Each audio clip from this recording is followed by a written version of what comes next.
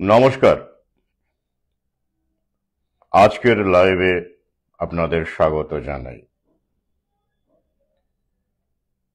এই লাইভের শিরোনাম SIR। আরো অনেকেই ফোন টোন করেছেন, মেসেজ করেছেন, তাই কিছু উত্তর দেওয়ার প্রয়োজন মনে করছে। যদিও এ বিষয়ে আমার বিস্তারিত ভিডিও ইউটিউবে আছে, স্যার বিষয়ে অনেকেই দেখেছেন বা শুনেছেন। আর একটি বিষয় যেটা বহুদিন ধরেই আমি বলে আসছি, শিক্ষক নিয়োগ প্রক্রিয়া, সেটিও এখানে আরো একবার আলোচনা করব। অনেকেই নতুন নতুন যোগ দিচ্ছেন, ফলো করছেন, সংখ্যা বাড়ছে, তাদের ভাবানোর জন্য 10 নম্বরের গেরো, এসএসসি 10 নম্বরের গেরো। তার আগে আমি আরো একবার আহ্বান জানাচ্ছি, আগামী 6ই ডিসেম্বর মহাবোধি সোসাইটি হলে বিকেল 3টে থেকে 6টা পর্যন্ত, আর যারা আমার পরিচিত ব্যক্তিগতভাবে বহুবার দেখা হয়েছে, বইমেলায়, কফি হাউসে যোগাযোগ আছে সবসময়, তাদের আবেদন জানাবো 3টের আগেই, মানে 2:30 এরকম সময়ের মধ্যেই, কারণ আমরা 2টো নাগাদ ঢুকে যাব, 2টোর মধ্যেই ঢুকে যাব আমরা কয়েকজন। আপনারাও চলে আসতে পারেন, সুবিধে হবে। 2:30 নাগাদ এলে একটু সুবিধে হয় আর কি। কলেজ স্ট্রিট এরিয়ায় মহাবোধি সোসাইটি হল আমরা মিলিত হতে চলেছি এই সময়ের বিভিন্ন সমস্যা এবং সেসব বিষয়ে আলোচনা। এছাড়াও আমাদের সহযোদ্ধাদের কিছু সাংস্কৃতিক কার্যক্রম, ভাবনার আদান প্রদান, এই কারণেই মিলিত হতে চলেছি। আর যারা আমার বইপত্রের খোঁজ করছেন তাদেরকে জানিয়েছি, হ্যাঁ, ওদিন মহাবোধি সোসাইটি হলে অবশ্যই সাম্প্রতিক বইগুলো থাকবে, আশা করা যাচ্ছে। আপনারা সংগ্রহ করতে পারেন, সমৃদ্ধ হতে পারেন এবং আমাদের লড়াইয়ের পাথেও যোগাতে পারেন। এবারে শুরু করছি আজকের আলোচ্য বিষয়, মূল ব্যাপারে যাব, অবশ্যই যাব। SIR কি হতে পারে আগামীতে, যারা এখনো আশঙ্কিত আছেন, অনেক সহযোদ্ধা যারা ফর্ম জমা দেননি তারাও আশঙ্কাতে আছেন। আমি তো ওসবে নেই, আপনারা জানেন। সে বিষয়ে আলোচনা করব সবার আগে। তারপরে SSC 10 নম্বরের গেরো, সেখানে আগামীতে কি হতে পারে নতুনদের জন্য মূলত, তবুও কিছু কিছু নতুন ভাবনার রসদ তো উঠে আসেই, সবসময় আসে, আপনারা জানেন। তবে তার আগে আপনারা কিছুদিন আগেই আমি একটি লাইভ করেছিলাম টোব্যাকোর ওপরে, মানে নিকোটিনের ওপরে। সেখানে বিভিন্ন তথ্য দিয়ে, গবেষণা থেকে উদ্ধৃতি দিয়ে, এবং আমি ইউটিউবেও কমেন্ট সেকশনে লিঙ্কও দিয়ে দিয়েছি সেই সব গবেষণার, যে তামাক বা টোব্যাকো বিশুদ্ধ ফর্মে, ইন দ্য পিওর ফর্ম, সেটা স্বাস্থ্যের পক্ষে ভালো, স্নায়ুর পক্ষে ভালো। অ্যালজাইমার্স ডিজিজ থেকে শুরু করে PD, পার্কিনসন্স ডিজিজ, ASD, বিভিন্ন রকমের স্নায়বিক সমস্যা প্রতিহত করতে পারে, সেটা আপনারা জানেন। কিন্তু সেখানে আমি একজনের কথা ইচ্ছে করে বলিনি, ভেবেছিলাম যে তাকে নিয়ে ভিন্ন একটি লাইভ করব, সেই লড়াকু যোদ্ধাকে নিয়ে। কিন্তু ভিন্ন লাইভ করতে পারবো না, এখানেই তার সম্পর্কে কিছু কথা বলতে চাইছি। যারা এখনো স্কেপটিক আছেন, বিশ্বাস করছেন না, তাদের জন্য এই বিজ্ঞানের অবদান স্মরণীয়। কারণ আধুনিক মানুষ, মডার্ন পিপল, যারা মূল স্রোতকেই শিরোধার্য করে চলেন, তারা এমন কোনো ব্যক্তিত্বের মুখোমুখি হলে তারা অবশ্যই একটু বেশি কনভিন্সড হতে পারেন। কারণ রিসার্চ লিঙ্ক থেকে শুরু করে এসব দিলে বা আমাদের প্রজ্ঞা উপলব্ধি এসব দিলে যাদের জানালা খোলা আছে, ভদ্রলোক যারা, তারা অবশ্যই শোনেন ভাবেন, কিন্তু ভদ্র নোকদের জানালা বন্ধ এবং তারা অন্ধ। তো তাদের জন্য যদি বাড়তি কিছু ব্যবস্থা করা যায় মন্দ কি, কিন্তু এতেও যে তাদের অন্ধত্ব ঘুচবে এমন নয়, কিন্তু অন্তত একটা জবাব দেওয়া যায় যে হ্যাঁ, এই আমরা যেটা ভাবছি বলছি তার সমর্থনে লড়াই করার লোক ছিল, এখনো আছে। আসুন আপনাদের সঙ্গে আলাপ করিয়ে দেই ডক্টর জেফ্রে উইগ্যানদের আলাপ করিয়ে দিই। জেফ্রে উইগান কে ছিলেন? বড় বড় পদ সামলেছেন। ব্রাউন অ্যান্ড উইলিয়ামসন নামক একটি সেই সময়ের বিখ্যাত তথা কুখ্যাত সিগারেট কোম্পানি বা টোব্যাকো কোম্পানিতে তিনি রিসার্চ সায়েন্টিস্ট ছিলেন, রিসার্চ হেড ছিলেন জেফ্রে উইগান। তারপর তিনি কি ঘটালেন? কিছু তো ঘটিয়েছিলেন না, নইলে তো তার নাম এখানে আমার লাইভে এত সম্মানের সঙ্গে শ্রদ্ধার সঙ্গে উচ্চারিত হতো না। তিনি কি ঘটিয়েছিলেন? তিনি ব্রাউন অ্যান্ড উইলিয়ামসন থেকে শুরু করে সেই সময় মার্কিন যুক্তরাষ্ট্রের বড় বড় স্বাস্থ্য বিষয়ক কর্পোরেট হাউসে উচ্চ উচ্চ পদে বিজ্ঞানীর দায়িত্ব সামলেছেন। তো ব্রাউন অ্যান্ড উইলিয়ামসনে এসে কি হলো, কি ঘটলো তার জীবনে? তিনি টোব্যাকো কোম্পানিতে জয়েন করলেন প্রথম। এর আগে তিনি অন্যান্য মার্কিন যুক্তরাষ্ট্রের অন্যান্য স্বাস্থ্য সম্পর্কিত যে বিভিন্ন রকমের যে কোম্পানিগুলো আছে সেসব জায়গায় পদ সামলেছিলেন, কিন্তু এই প্রথম তিনি একটি টোব্যাকো কোম্পানিতে জয়েন করলেন। কেন? সেক্ষেত্রে তিনি বলেছেন, সাংবাদিক লয়েল বার্গম্যানকে বলেছেন, লয়েল বার্গম্যানের কথায় আমি বলেছিলেন গাড়িতে যেতে যেতে যে তিনি বিশ্বাস করেন এর কিছু বেনিফিশিয়াল দিক আছে টোব্যাকোর, নিকোটিনের, সেটা তিনি বলেছিলেন। বেশ, তারপর কি হলো? তিনি কাজ করতে করতে দেখলেন নিকোটিনকে যেভাবে ব্যবহার করা হচ্ছে, বিষাক্ত কেমিক্যাল অ্যামোনিয়া থেকে শুরু করে বিভিন্ন কার্সিনোজেন যোগ করে নিকোটিনকে অ্যাডিকটিভ বানানো হচ্ছে, এবং সেটা মানুষের ব্লাড ব্রেন ব্যারিয়ার, যেটা আমার ভিন্ন আলোচনা আছে এই বিষয়ে, ব্লাড ব্রেন ব্যারিয়ার কি এবং কিভাবে আধুনিক বিগ ফার্মা বিভিন্ন রকমের ড্রাগ, বিভিন্ন রকমের রাসায়নিককে আমাদের এই প্রতিরোধ ব্যবস্থা, যা ব্লাড ব্রেন ব্যারিয়ার, যেটা আমাদের শরীরের যতই তথাকথিত জীবাণু, ভাইরাস, অসুস্থতা যাই ঢুকুক না কেন বা কনভেনশনাল মেডিসিন, সেগুলোকে আমাদের মস্তিষ্ককে সেখান থেকে রক্ষা করে, আমাদের ব্রেনকে রক্ষা করে, সেখানে প্রবেশ করতে দেয় না। তাকেই সংক্ষেপে বলা হয় ব্লাড ব্রেন ব্যারিয়ার। কিন্তু এই সিগারেট, সেখানে এমন এমন কেমিক্যাল ব্যবহার করা হচ্ছে যেটা লাং ক্যান্সার থেকে শুরু করে মস্তিষ্কের ব্লাড ব্রেন ব্যারিয়ারকেও ভেদ করতে পারছে। তিনি প্রতিবাদ করেন, তিনি বলেন এসব কাজ আমি করব না।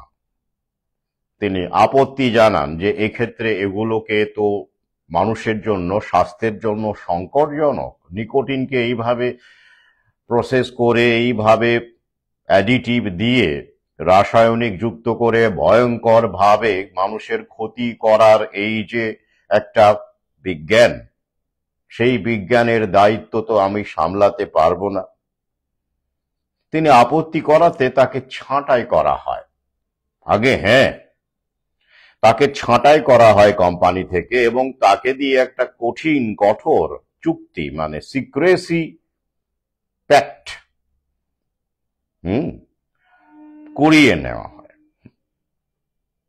প্রথমটি ছিল তাতে তিনি মেনেছিলেন। পরে আরো একটি তার কোম্পানির তরফ থেকে জারি করা হয় যে আপনি আমাদের এই যে আপনি যে রিসার্চের দায়িত্ব সামলেছেন এবং এই সিগারেটে যে সব কেমিক্যাল বা ইত্যাদি রাসায়নিক ব্যবহারে আপনি আপত্তি জানিয়েছেন সেসব তথ্য বাইরে প্রকাশ করা যাবে না, গেলে করতে চেষ্টা করলে কিন্তু আপনার কপালে বলে শুরু হয়ে গেল থ্রেট, ভয়ঙ্কর ভয়ঙ্কর থ্রেট। তাঁর স্ত্রী ভয় পেলেন। তিনিও প্রথম দিকে স্ত্রী কন্যার কথা ভেবে একটু পিছিয়ে আসছিলেন, দ্বিধাগ্রস্ত হচ্ছিলেন। পরে এক দাপুটে সাংবাদিক সেই সময়কার সিবিএস এর 60 মিনিটস বলে একটি প্রোগ্রাম তিনি চালাতেন, কন্ডাক্ট করতেন লামেন। তো তিনি লাওয়েল বার্গম্যান তিনি তার সঙ্গে যখন যোগাযোগ করেন, সাহস দেন, পাশে থাকেন, তিনি বলেন যে মানুষের কথা ভেবে, স্বাস্থ্যের কথা ভেবে আমি সাক্ষ্য দিতে রাজি আছি, টেস্টিমনি দিতে রাজি আছি এই কোম্পানির বিরুদ্ধে, এবং এই টোব্যাকোতে কি করা হচ্ছে আমি প্রকাশ্যে আনতে চাই। শুরু হয়ে গেল থ্রেট। তাকে পার্সোনাল সিকিউরিটি, নিরাপত্তা রক্ষীর ব্যবস্থা করলেন এই লড়াকু সাংবাদিক বার্গম্যান। নিরন্তর 24 ঘন্টা প্রাণনাশের চেষ্টা থেকে শুরু করে, থ্রেট থেকে শুরু করে কিছু বাকি নেই, ছিল না। তো সেইখানে তিনি প্রথমে সেখানে টেস্টিমনিতে তিনি কি বললেন, সিগারেটকে পরিষ্কার বললেন এটা নিকোটিন নয়, নিকোটিন ডেলিভারি ডিভাইস। ভালো করে শুনুন, নিকোটিন ডেলিভারি ডিভাইস মানে কি? নিকোটিনকে ডেলিভার করবার একটা ডিভাইস মাত্র সিগারেট। এবং সেখানে তিনি পরিষ্কারভাবে এই সব যেগুলো আমি বললাম, ব্লাড ব্রেন ব্যারিয়ার ভেদ করা, রাসায়নিক যুক্ত করা, অ্যাডিটিভ যুক্ত করা, এই সব ভয়ঙ্কর ভয়ঙ্কর তথ্য সহ টেস্টিমনি দিলেন। ইতিমধ্যে কি ঘটল? ইতিমধ্যে আমেরিকার কয়েকটি এলাকায়, আরো বিভিন্ন স্টেটে কিছু মানুষ, তাদের সন্দেহ ছিল এবং তাদের মনে হয়েছিল যে সিগারেটের ফলেই এটা ঘটছে। তারা কিছু লসুট করেছিলেন ক্ষতিপূরণের জন্য। কিন্তু সেই সময় ক্ষতিপূরণের কোনো গল্পই ছিল না, কারণ সিগারেট তো দারুণ বড় বড় টোব্যাকো কোম্পানি, তারা কি মানুষের ক্ষতি চাইতে পারেন? পারেন না। এমন করে ভ্যাকসিন কোম্পানি আর কি মানুষের ক্ষতি চাইতে পারেন না। তো মানুষের ভালোর জন্য অত্যাধুনিক পদ্ধতিতে একটা সফিস্টিকেটেড নিকোটিন ডেলিভারি ডিভাইস হলো সিগারেট। বেশ, তারপরে কি হলো? সেই টেস্টিমনি কি সেটা প্রচার করা হলো সিবিএস এর 60 মিনিটস এর?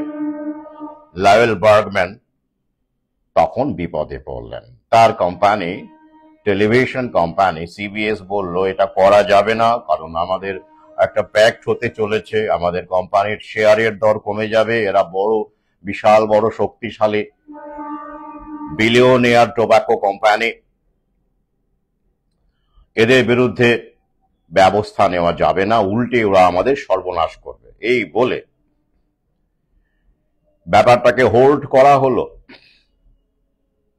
এদিকে সেই বিজ্ঞানীর,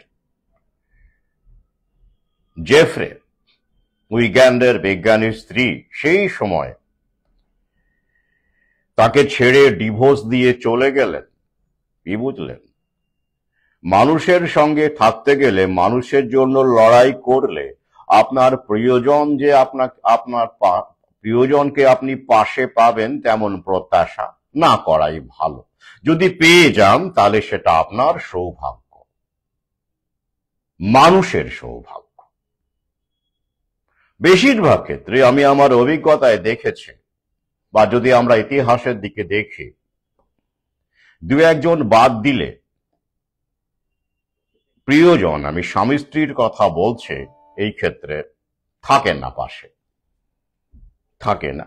তাদের দোষও দেওয়া যায় না। মূল স্রোতের বিরুদ্ধে লড়াই করার যে সাহস বা নিরাপত্তার অভাব, এইগুলো বিভিন্ন রকমের কারণে তারা পিছিয়ে আসেন। তাহলে ভাবুন সেই সময় উইগ্যান্ডের অবস্থা কি দাঁড়ালো। তার সেই ইন্টারভিউ সিবিএসও প্রচার করলো না, করতে পারছেন না। সেই সাংবাদিক তো সেখানে চাকরি করেন মাত্র। তাকে বলল আপনাকে এইসব সংবাদ আর প্রচার করতে হবে না, এবং তিনি বললেন আমি তো কথা দিয়েছি তাকে প্রোটেকশন দেব। তার কি অবস্থা? এর ভয়ঙ্কর পরিস্থিতি, তাকে ভ্যাকেশনে পাঠিয়ে দেওয়া হলো। না, পুরোটা বলবো না, শেষের দিকে একটু বলি। কারণ পুরোটা কেন বলবো না, কারণ আছে, সেটা বলছি। অনেক সময়ও চলে যাবে, অনেক লড়াই চললো, সংগ্রাম চললো। আসলে সেই সময় শিরদাঁড়া ছিল, সবার না থাকলেও কারো কারো ছিল। যেমন এই বিজ্ঞানীর, এখনো প্রথম বিশ্বের বেশ কিছু বিজ্ঞানীর মধ্যে আমরা শিরদাঁড়া দেখতে পাই, শিরদাঁড়া খুঁজে পাই। তো খুবই অবাক হয়ে যাই যখন আমি লাইভ করছি, বেশ কিছুক্ষণ হয়ে গেল, তখনও তথাকথিত কিছু সহযোদ্ধা আছেন, তারা হোয়াটসঅ্যাপে পিং পং করে, সাইলেন্ট করেছি ভাগ্যিস, মেসেজ পাঠিয়েই যাচ্ছেন একের পর এক। এবং এরা দু একজন কতিপয় বাদ দিলে এরা কখনোই প্রকাশ্যে আসেন না, দেখিনি কখনো সেভাবে পাশে থাকতে। সভায় সমিতি বলুন, বইপত্র বলুন, কোনো ক্ষেত্রেই দেখিনি। হোয়াটসঅ্যাপে তারা এরকম ভাবে পাঠিয়ে থাকেন। আপনারা একটু বলি আপনাদের, যদি খেয়াল রাখুন, আপনারা তো আমার ফেসবুকেও আছেন, নোটিফিকেশন তো যায়, নোটিফিকেশন যায় না? নাকি আপনারা শুধু হোয়াটসঅ্যাপের ওই আড়ালে থেকেই লড়াইটা চালাবেন? যাই হোক, একটু দক্ষ রাখুন। হ্যাঁ, অসুবিধে হয়তো, এভাবে উইন্ডোজ গুলো আসছে চট একটার পর একটা।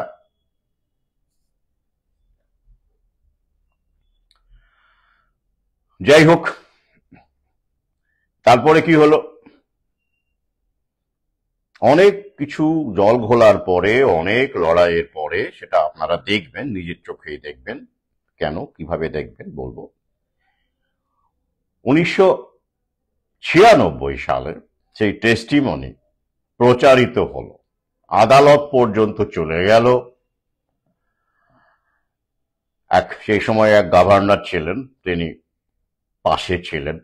এরকম কিছু মানুষ তো থাকতে হয়, সেই সময় ছিলেন তারা। তারপরে কি হলো, তারপরে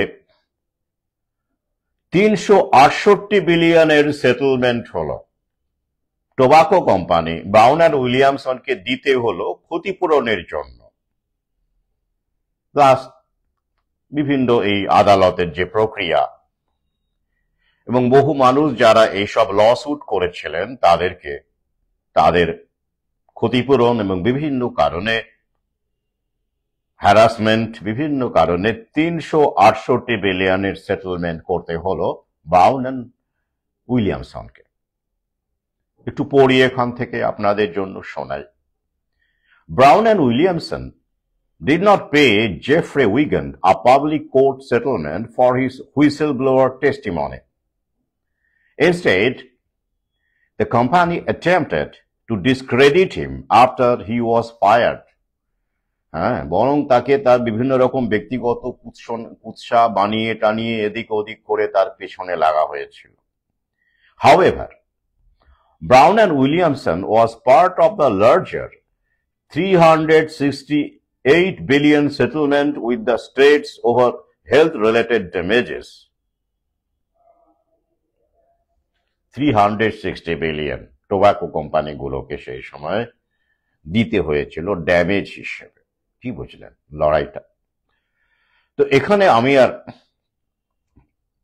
বেশি বলবো না, এই কারণে আমার এই লাইভটি শেষ হয়ে গেলে ফেসবুকে এবং ইউটিউবেও একটা বিশেষ লিঙ্ক দেব। এই ধরনের লিঙ্ক আমি সম্ভবত প্রথম দিচ্ছি, প্রথম হয়তো নয়,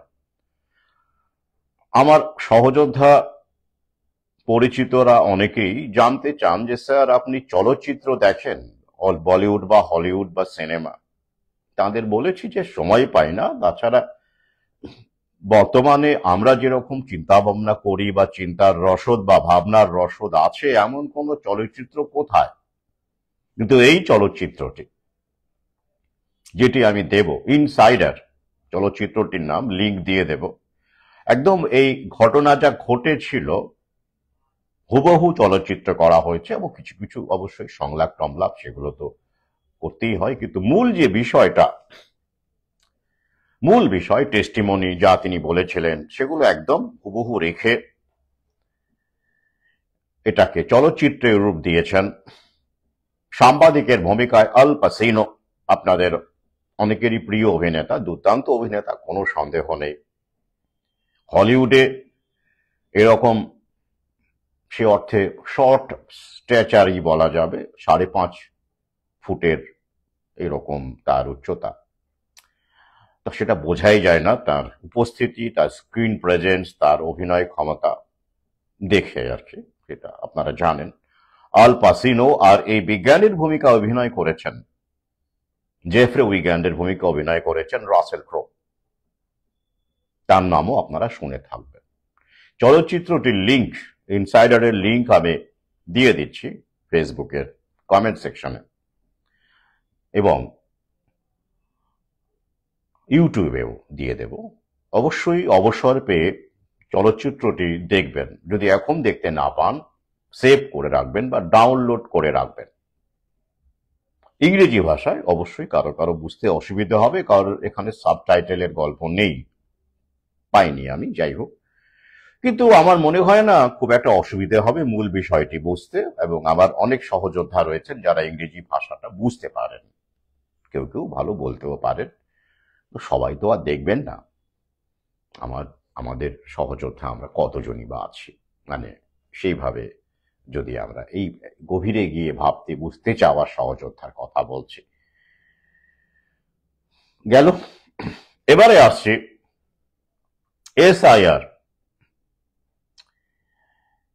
এসআইআর বিষয়ে। এখনো অনেকেই আতঙ্কিত। সাম্প্রতিক একটি খবরে আপনারা জানেন, আমি ফেসবুকে রেখে দিয়েছি যে 20 লক্ষ নাকি জমা পড়েনি, তারপরে লেখা হচ্ছে আবার আবেদন করার সুযোগ দেওয়া হবে খসড়া প্রকাশের পরে, তারপরেও যদি কেউ আবেদন না করে তাহলে ডিভোটার করে দেওয়া হবে। সেটা কি জিনিস খায় না মাথায় দেয়, তাতে কি বিপদ? বেশ, অথচ দেখুন আজকেও তো হিয়ারিং হওয়ার কথা, মানে হিয়ারিং চলছে বেশ কয়েকটি রাজ্য, পশ্চিমবঙ্গ সহ তামিলনাড়ু তো বটেই। অনেক রাজ্যই কিন্তু এই এসআইআর এর বিরুদ্ধে সুপ্রিম কোর্টে অ্যাপিল করেছে, কারণ এই যে ডকুমেন্টের গল্প, বিভিন্ন কারণ আছে, কনস্টিটিউশনের ব্যাপার আছে, এই নিয়ে আমি আগে আলোচনা করেছি এসআইআর এর বিভিন্ন ভিডিওতে। এছাড়াও এরকম ভাবে অনলাইনে মানুষকে নাম খুঁজতে বাধ্য করা, গরিব মানুষ ডেটা ভরে বা কাফেতে গিয়ে লাইন দিয়ে 2002 সালে তার বাবা ঠাকুরদার নাম আছে কিনা সেটা বের করে, আবার এমন অভিযোগও আসছে যে হার্ড কপিতে নাকি সেই নাম আছে আগেকার, অথচ অনলাইনে সেই নাম নাকি পাওয়া যাচ্ছে না, এমন অভিযোগও আছে। এটা ভয়ঙ্কর পরিস্থিতি। গরিব খেটে খাওয়া মানুষ, তাদেরকেও নেট স্যাভি হতে বাধ্য করতে হবে, যাতে করে এই আম্বানি আদানিদের যে বিনিয়োগ, ডেটা বিক্রি, অনলাইনের ব্যবসাটা অক্ষত থাকে এবং দিনের পর দিন বাড়তে থাকে। আর এই কারণে লাইফ টাইম সার্টিফিকেট পর্যন্ত অনলাইনেই করতে হবে। এগুলো কি? সেদিন দেখলাম একটি খবরে অনলাইনে এরকম করতে গিয়ে এক বৃদ্ধ, তার অ্যাকাউন্টের 26 লক্ষ টাকা চলে গেছে। বয়স্ক মানুষ, তিনি কি ওগুলো এত বোঝেন? অ্যালার্ট হয়েছেন তা সত্ত্বেও গেছে। আর এই যে আমাদেরকে বলে ক্যাশলেস মানে হলো একেবারে নিরাপদ, পকেট মার ক্যাশ থাকলে হতো, অবশ্যই পকেট মার হতো। কত টাকা হতো? এখনো হয় কত টাকা? 26 লক্ষ টাকার পকেট মার হয়। আর ছিনতাই করতে গেলে তো গুলি বন্দুক ইত্যাদি পুলিশ টুলিশের ভয় থাকে, গুলি বন্দুক নিয়ে আসতে হয় ছিনতাই করতে গেলে। কিন্তু এটা তো এখন অনলাইনে বসে আরাম করে লক্ষ লক্ষ টাকা মানুষের হাতিয়ে নেওয়া যাচ্ছে, তাদেরকে খুঁজেও পাওয়া যায় না, ট্রেসও করা যায় না, তাই তো? শুধু হ্যাকিংটা জানতে হয়, এথিক্যাল হ্যাকিং। বাহ, দারুণ দারুণ। সেটা কি আরো বেশি নিরাপদ হলো? এইভাবে আগামীতে সবকিছু অনলাইন করতে গিয়ে কত কত মানুষের টাকা যে ব্যাংক থেকে উবে যাবে কল্পনা করতে পারবেন না। অনেকেরই যাচ্ছে, প্রতিদিন বিভিন্ন ভাবে যাচ্ছে। ক্যাশ অনলাইন দিয়ে আপনার নিরাপত্তা বাড়াবে, আপনাকে আরো বিপন্ন করবে, এর আরো অনেক দিক আছে। অ্যাকাউন্ট থেকে টাকা গায়েব হওয়া তো একটা ছোট্ট দিক মাত্র, আরো অনেক দিক আছে। তো যাই হোক, এই নিয়ে ভিন্ন আলোচনা আমি করেছি, তবে প্রসঙ্গক্রমে চলে এলো। এবার আদালতে শুনানি চলছে, রাজ্য সরকার রীতিমতো মামলা করেছে। আমাদের মুখ্যমন্ত্রীও মাঝে এরকম করছেন, কখনো ওরকম করছেন, কখনো বলছেন এসআইআর এরকম হবে না, অনেকেরই সমস্যা, মতুয়াদের গিয়ে একরকম বলে এসেছেন। রাজনৈতিক দলবাজি চলছে, এগুলো সব সেট আপ। দেখানো হচ্ছে যে মুখ্যমন্ত্রী, এই রাজ্যের মুখ্যমন্ত্রী হচ্ছে মুসলমানের বা অনুপ্রবেশকারীদের বন্ধু, এরকম একটা ভাবমূর্তি তৈরি করা হচ্ছে। কিন্তু কেউ কারো বন্ধু নয়, সাবধান থাকবেন, সব হাইজ্যাক হয়ে আছে। আর এদিকে বিজেপি, সে হলো ভারতবর্ষ, দারুণ একতা, শক্তিশালী রাষ্ট্র, হিন্দুত্ব, অন্যায়ের বিরুদ্ধে, দুর্নীতির বিরুদ্ধে, অনুপ্রবেশকারীর বিরুদ্ধে, এরকম তার একটা প্রতীক, এরকম একটা দেখানো হচ্ছে আর কি, অর্থাৎ ডিভাইড অ্যান্ড রুলের খেলা। এদিকে আর বাংলা পক্ষ বলে একটা আছে, আপনারা জানেন, তারা আবার এই ভ্যাকসিনের সাইড এফেক্ট, এই ভয়ঙ্কর পরিস্থিতি, ক্যাশ, এই বিভিন্ন রকমের যে ব্যাপার, এগুলো নিয়ে কিচ্ছু বলবে না। তারা আবার ওই বাঙালি অবাঙালি, বাঙালি অবাঙালি, অর্থাৎ এরকম এদিকে জয় বাংলা, এরকম করে, এদিকে জয় শ্রীরাম, এরকম করে সাধারণ মানুষের মধ্যে ভাগ সৃষ্টি করে, বিভাগ সৃষ্টি করে, প্যানিক তৈরি করে, যাতে করে এই কাজগুলো, টোটাল কন্ট্রোলের কাজগুলো করা যায় এবং ঐক্যবদ্ধ প্রতিরোধ না হয়, তার জন্য সমস্ত রাজনৈতিক দল সর্বক্ষেত্রে, সেটা নিয়োগ হোক আর এই এসআইআর হোক, সর্বক্ষেত্রে কাজ করে চলেছে। জায়নিস্টদের দালাল রাজনৈতিক দলগুলি। না হলে দেখুন, এসআইআর তো ইলেকশন কমিশনের গল্প, বিএলও সে করেছে, বেশ, বিএলও। এবার কি হচ্ছে, বিভিন্ন রাজনৈতিক দলের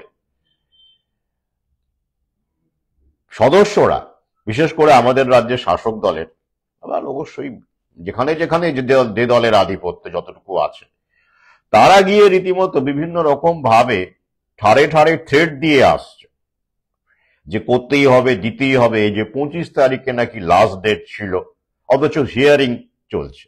ভাবুন কি করে লাস্ট ডেট হয়। বিভিন্ন ভাবে জোর, মানে ভয় দেখিয়ে এমন করে ভ্যাকসিন গুঁজে দেওয়া হয়েছিল। রাজনৈতিক দলগুলি অতি সক্রিয়তা সেখানে একটা বড় ভূমিকা পালন করেছিল। একই রকম ভাবে এই ক্ষেত্রেও অতি সক্রিয়তা দেখা যাচ্ছে। সঙ্গে সঙ্গে ওনারাও যাচ্ছেন, কি প্রশ্ন করবেন না? একই রকম ভাবে সক্রিয়তা দেখা যাচ্ছে। স্বার্থটা কিসের স্বার্থ? দেশের স্বার্থ, জনগণের স্বার্থ, মানুষের স্বার্থ।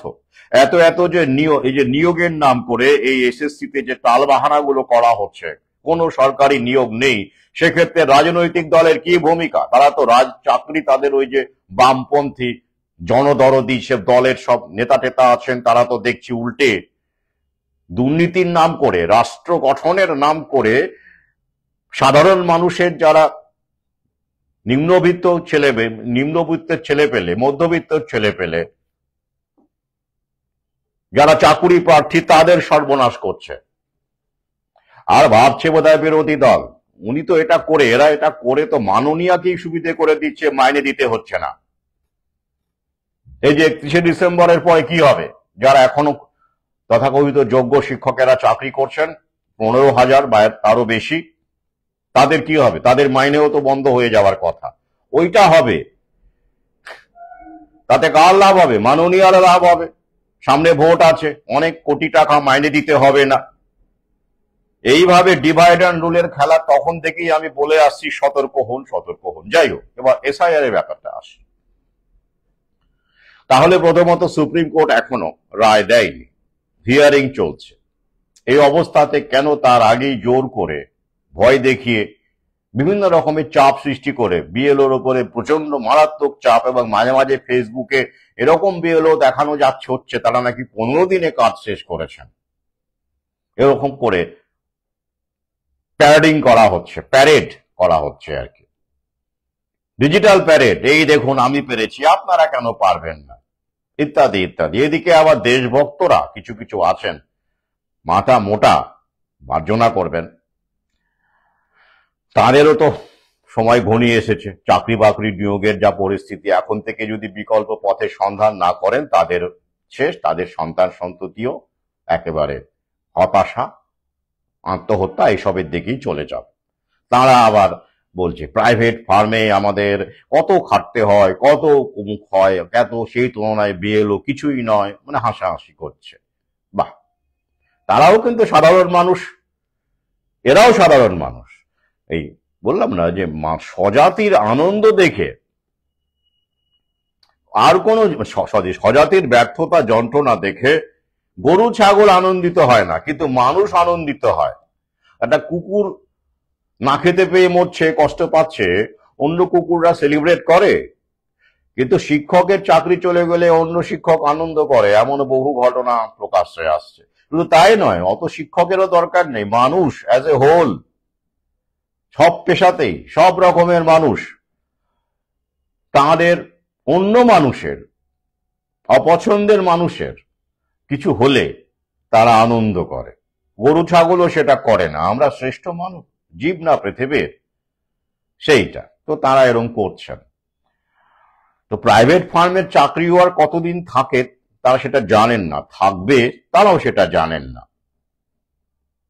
এই যে শিক্ষকেরাও জানতেন না, এখনো জানেন না, অনেকে বুঝতে পারছেন না যে আসলে কি খেলাটা খেলা হচ্ছে তাদেরকে নিয়ে, তারাও বোঝার চেষ্টাও করছেন না। এই যে মগজ, মানুষ নাকি পৃথিবীর সর্বশ্রেষ্ঠ প্রাণী, সর্বশ্রেষ্ঠ জীব বলা হয় কিসের জন্য? মগজের জন্য। সেই মগজটা চালাক হতে শিখলো, মানে কি আখের গোছানো, চালাক হওয়া, কিন্তু বুদ্ধিমান হলো না। চালাক ইংরেজি ক্লেভার আর বুদ্ধিমান ইংরেজি ইন্টেলিজেন্ট, দুটোর মধ্যে কিন্তু আকাশ পাতাল ফারাক আছে। বহু ফারাক আছে। চালাক হয়েই রয়ে যাচ্ছি আমরা, ইন্টেলিজেন্ট আর হচ্ছি না। তো হয়ে গেল, এসব খেলাধুলা চলছে। এবার যারা আশঙ্কিত তারা কি ভাবছেন আগে বলি, তারপরে এটার ক্ষেত্রে কিভাবে এই ভোটার কার্ডকে ব্যবহার করে ভ্যাকসিন গুঁজে দেওয়া হতে পারে আগামীতে, সেই সম্ভাবনা বা সেই বিশেষ ব্যবস্থার কথা আমি আলোচনা করব আমার সহযোদ্ধাদের জন্য যারা ভাবতে চান। প্রথমত, আপনার নাম ভোটার লিস্ট থেকে বাদ গেল কোনোভাবে, ধরে নিলাম, আমি সবচেয়ে খারাপটাই ধরে নিলাম, যদিও তেমন কিছু হবে না, রাজনৈতিক দল আছে, পাড়ায় একটু, পাড়ায় আপনাদের কোনো সংযোগ নেই, কিছুই নেই, বিচ্ছিন্ন নাকি একেবারে, এটা খুব স্বাভাবিক মনস্তত্ত্ব। যখনই আপনার নাম বাদ যাবে তখন কোন রাজনৈতিক দল ভাববে এ তো আমাদের লোক, অন্য লোক ভাববে সেও আমাদের লোক, বাদ গেলে তো খুব মুশকিল, আমাদের ক্ষতি হতে পারে, বলা যায় কোন দিকে ভোট দেয়, নিশ্চিত তো বলা যায় না, এরকমও এটাও রয়েছে। আর মনে রাখবেন, এই চেতনা বিস্তারের লড়াই রাজনৈতিক দলের টপ লেভেল অবশ্যই আমাদের শত্রু হতে পারে, তারা সরাসরি ডায়ানিস্টদের দ্বারা নিয়ন্ত্রিত এবং রিমোট কন্ট্রোল, সেভাবেই তারা কাজ করে যাচ্ছেন, তারা সব জানেন আসলে।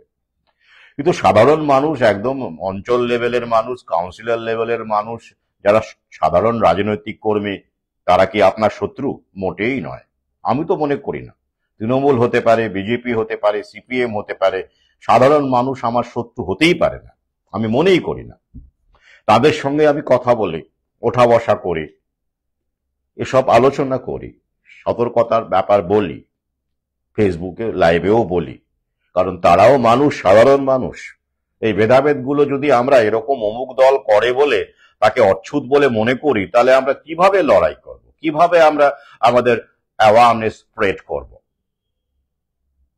সাধারণ মানুষ, গ্রাসরুট লেভেলের যারা রাজনৈতিক দলে রয়েছেন, তারা কি কখনো টপ লেভেলের অমিত শাহ হতে পারবেন? পারবেন না। তারা ওই কিছু সামান্য সুযোগ সুবিধে একটু করে বেঁচে বসতে থাকা, ভাতাটা পাওয়া। এখন আবার রাজনৈতিক দল একটু নাম টাম না লেখালে, মিছিল পিটিকে না গেলে ভাতাটাও পাওয়া যায় না, এমন পরিস্থিতি করে দিয়েছে। 34 বছরের যে শাসক ছিল আগে, ওখান থেকেই এসবের সূত্রপাত আর কি। আমরা ওরা যাই হোক। তো সুতরাং সদ্ভাব রাখুন, রাজনৈতিক দল হিসেবে দেখবেন না তাদেরকে, তাদের সাধারণ মানুষ, তাদেরও হার্ট অ্যাটাক হচ্ছে, তাদেরও ব্রেন স্ট্রোক হচ্ছে, তাদেরও সমস্যা হচ্ছে, তাদেরকেও বলুন। আর এই বলতে বলতে একটা তো যোগসূত্র তৈরি হয় রে বাবা। আপনি যদি ঘরের মধ্যে বসে শুধু হোয়াটসঅ্যাপের মধ্যে থাকেন আর নিজের বিদ্যাবুদ্ধি জাহির করতে থাকেন, আপনি নিউ ওয়ার্ল্ড অর্ডার কতটা বুঝেছেন তাতে করে হয়? গ্রামে গঞ্জে না ঘুরুন। এই আমি যেমন এই মুহূর্তে এই সামনে অনুষ্ঠানটা রয়েছে বলে বিভিন্ন ব্যস্ততা রয়েছে, বইপত্রের ব্যাপার রয়েছে, এসব কারণে এখন যেতে পারছি না। তো অনুষ্ঠান হয়ে গেলেই তো আমি আবার শুরু করব। তো আপনারাও আশপাশে এই কাজটা করুন, সংযোগ বাড়ান, তবে আপনার এই মানসিক ভয়টা কাটবে, এই যে আমার নাম বাদ দিয়ে দেবে। কতটা বিচ্ছিন্ন হলে মানুষ এমন ভাবতে পারে? আমার ক্ষেত্রে যেমন আমি বলি, এটা কোনোদিনই ঘটবে না। এবার ধরা যাক যে ঘটলো, সে আমি জমা নাই দিই, তাও ঘটবে না। ধরো ঘটলো, তো আমাকে একজন সেদিন বলছিলেন আর কি, সহযোদ্ধা বলবো না, তবে আমার কাজকর্ম সম্পর্কে জানেন, আর কাজকর্ম সম্পর্কে জানলে সহযোদ্ধা হয় এমন তো নয়, ফোনে মাঝে মাঝে কথা হয়। এটা কিছুদিন আগেকার কথা, যে বললাম সেই রকম, তো যে আপনাকে যদি ডিভোটার করে বাংলাদেশে পাঠিয়ে দেয় বা কিছু এরকম বললেন আর কি, জানি না মজা করে বললেন না সিরিয়াসলি বললেন, যাই হোক। তো আমি তখন তাকে উত্তর দিলাম, সে তো খুব ভালো কথা, বাংলাদেশে যদি আমাকে পাঠায়, ও দেশে তো একটাও এই নিউ ওয়ার্ল্ড অর্ডারের সচেতনতা বিষয়ে কোনো সভা হয়নি, কিচ্ছু হয়নি। পথ তো থাকলো, সেখানে পথে ঘাটে শুয়ে বসে দাঁড়িয়ে এই কাজটা করতে পারবো আমি। আর আমি যদি পথে দাঁড়িয়ে চেঁচাই, বংশগতি সূত্রে এমন একটা হেঁড়ে কণ্ঠস্বর পেয়েছি, সেটা অনেক দূর যায়। 2-10টা লোক শুনলেও যথেষ্ট। এই 2-10 করতে করতেই 100,000 হবে, কোনো সমস্যা নেই। বাংলাদেশে পাঠালেও আমার কোনো আপত্তি নেই, বরং পাঠালেই বরং ভালো হয়। এখন বর্ডারে গিয়ে মাঝখানে কিছু সহযোদ্ধা বাংলাদেশের, তারা উদ্যোগ নিয়েছিলেন, তারা আমার বইপত্র সংগ্রহ টংগ্রহ করেছেন কেউ কেউ, তখন বর্ডার স্বাভাবিক ছিল কিছুটা। তারপরে এই যে বাংলাদেশের স্বাধীনতা দিবস শুরু হয়ে গেল, দ্বিতীয় স্বাধীনতা, এমন স্বাধীনতা সে ঠেলা এখন তারা হাড়ে হাড়ে টের পাচ্ছে স্বাধীনতা দিবস কাকে বলে। তখন আমি অ্যালার্ট করেছিলাম, এই বিষয়ে আমার ভিডিও রয়েছে, কিন্তু তখন আমার তথাকথিত কিছু সহযোদ্ধা, তারা আপরে বাপ রে বাপ, একেবারে ওই যে কেউ আওয়ামী লীগ, কেউ বিএনপি, জামাত, এসব, মানে আমাদের রাজ্যেও তাই, আমাদের দেশেও তাই। রাজনৈতিক দলের ঊর্ধ্বে উঠে আপনি যতক্ষণ না ভাবতে পারছেন, ততক্ষণ পর্যন্ত এই দাজ্জাল বলুন, জায়নিস্ট বলুন, এই কার্যক্রম বুঝতে পারবেন না, নিউ ওয়ার্ল্ড অর্ডার বুঝতেই পারবেন না, যদি আপনি রাজনৈতিক দলের ঊর্ধ্বে উঠতে না পারেন। যাই হোক, তারপরে ওইসব বর্ডার বন্ধ টন্ধ হয়ে গেল, ঝামেলা হলো, হয়নি। তো এরকম যদি ডিভোটার করে বাংলাদেশে পাঠায়, তাহলে আমার খুব সুবিধা হয়, জানেন তো, খুবই সুবিধা হয়। তাহলে ওই সব ঝামেলা নেই, বর্ডার ফর্ডার, ও সব পুলিশ বিএসএফই তো পাঠিয়ে দিল, ব্যাস আমি কি করতে পারি? কিচ্ছু আমার মানে হেডেক থাকবে না। এই ডকুমেন্ট বানাও, এই ভিসা করো, এই করো, সেই করো, পাসপোর্ট টাসপোর্ট তো রয়েছে, ঠিক আছে, কিন্তু আরো অন্যান্য সব ব্যাপার ট্যাপার গুলো করতে হয়, ওগুলো কিচ্ছু করতে হবে না আমাকে। একেবারে সোজা বাংলাদেশে খুব ভালো হয় যদি একটু ওই কিসব করে ট্রেনে করে নাকি ছুলে ফেরে দেয়, তাতে আমার একটু এক্সারসাইজ হয়ে যাবে আর কি, কোনো সমস্যা নেই। ক্লিয়ার? আমি ওই পর্যন্ত ভাবতে রাজি আছি। গোটা পৃথিবীটাই আমার দেশ। আমি কোনো পার্টিকুলার দেশে, রাষ্ট্রে বিশ্বাস রাখছি না। অনেক অনেক কিছু ঘাঁটাঘাঁটির পরে, অনেক কিছু ঘোরাঘুরির পরে এই যে উপলব্ধিটা জন্মেছে না, এটা আজীবন থাকবে। কসমোপলিটন, এটাই মানুষ ছিল আদিতে, আমরা তাই ছিলাম। আমাদের জন্য সমগ্র বিশ্বটাই ছিল। দেশ ভাগ সাধারণ মানুষ করেনি, ভারত পাকিস্তান ভাগ সাধারণ মানুষ করেনি, তাদের কোনো ইচ্ছেই ছিল না। সাধারণ খেটে খাওয়া মানুষের দেশভাগ করবে আর এইভাবে মরবে। কত লক্ষ লোক মারা গিয়েছিল সেই সময়, মনে আছে? কারা মরেছিল? টপ লেভেলে কোনো রাজনৈতিক নেতা মরেছিল দেশভাগের সময়? না খেয়ে কেউ মারা গিয়েছিল দেশভাগের সময়? বর্ডার পেরোতে গিয়ে কেউ মারা গিয়েছিল দেশভাগের সময়? সাধারণ মানুষই সাধারণ মানুষকে মেরেছিল। হিন্দু মুসলমানের সংঘাত ওরা বাধায়, আর আমাদের মধ্যে থেকে কিছু মানুষ, লোভী দালাল, তাদের বিভিন্ন নামে নামতে পারেন, যে নামেই ডাকুন, কখনো রাজাকার, কখনো ভক্ত, কখনো বিভিন্ন রকমের আছে। তারা এই সুযোগে ঘোলা জলে মাছ ধরার জন্য, প্রভুদের খুশি করবার জন্য মরণিধন যজ্ঞে সামিল হয়।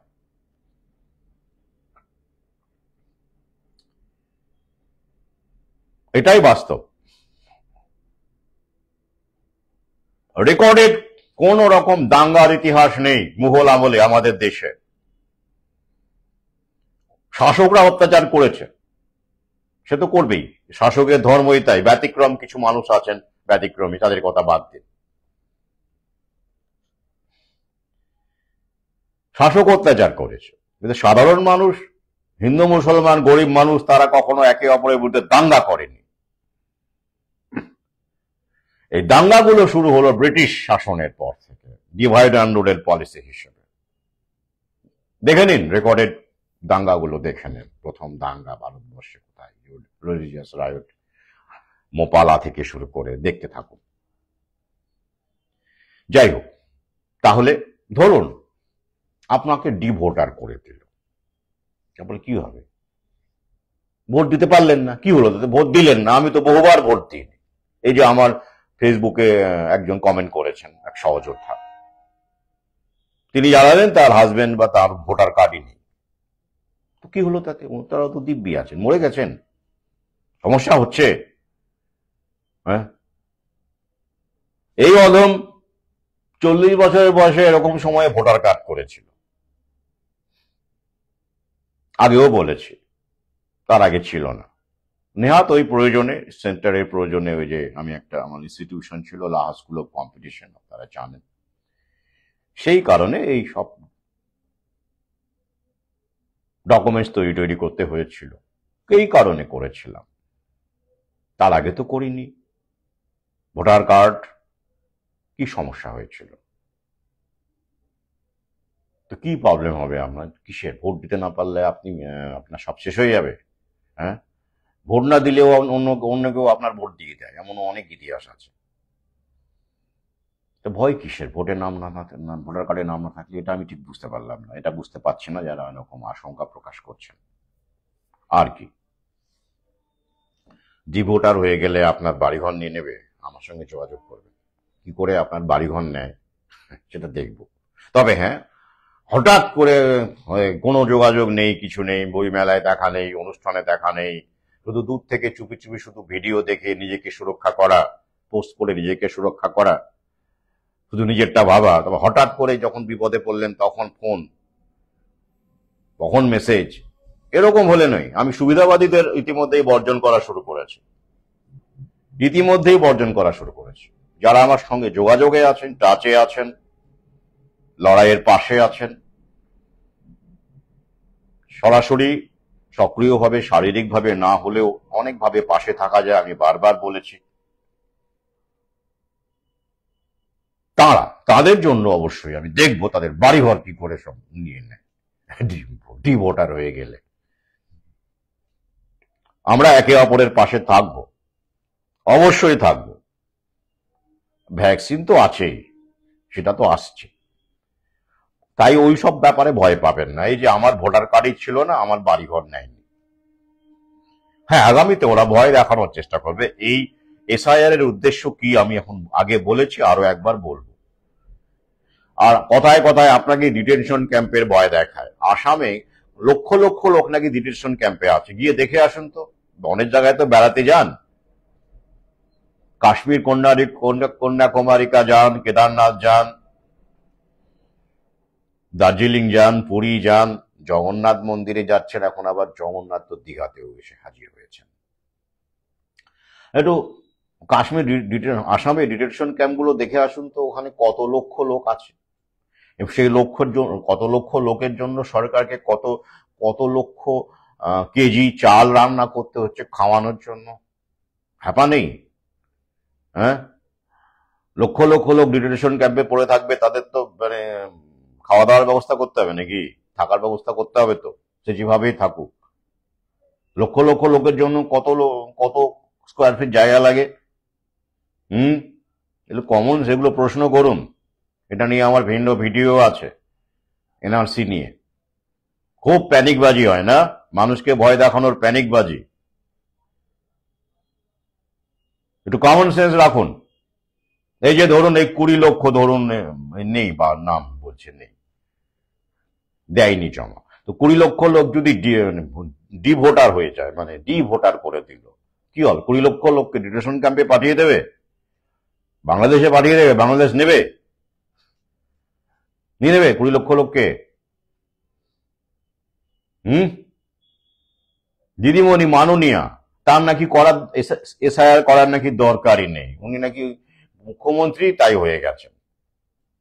গরিব মানুষ, সাধারণ মানুষ, ইউজলেস ইটার্সদের পেছনে লাগা না, তাদেরকে ডিজিটাল লিটারেসি তাদেরকে থাকতেই হবে, স্মার্টফোন ব্যবহার করতেই হবে।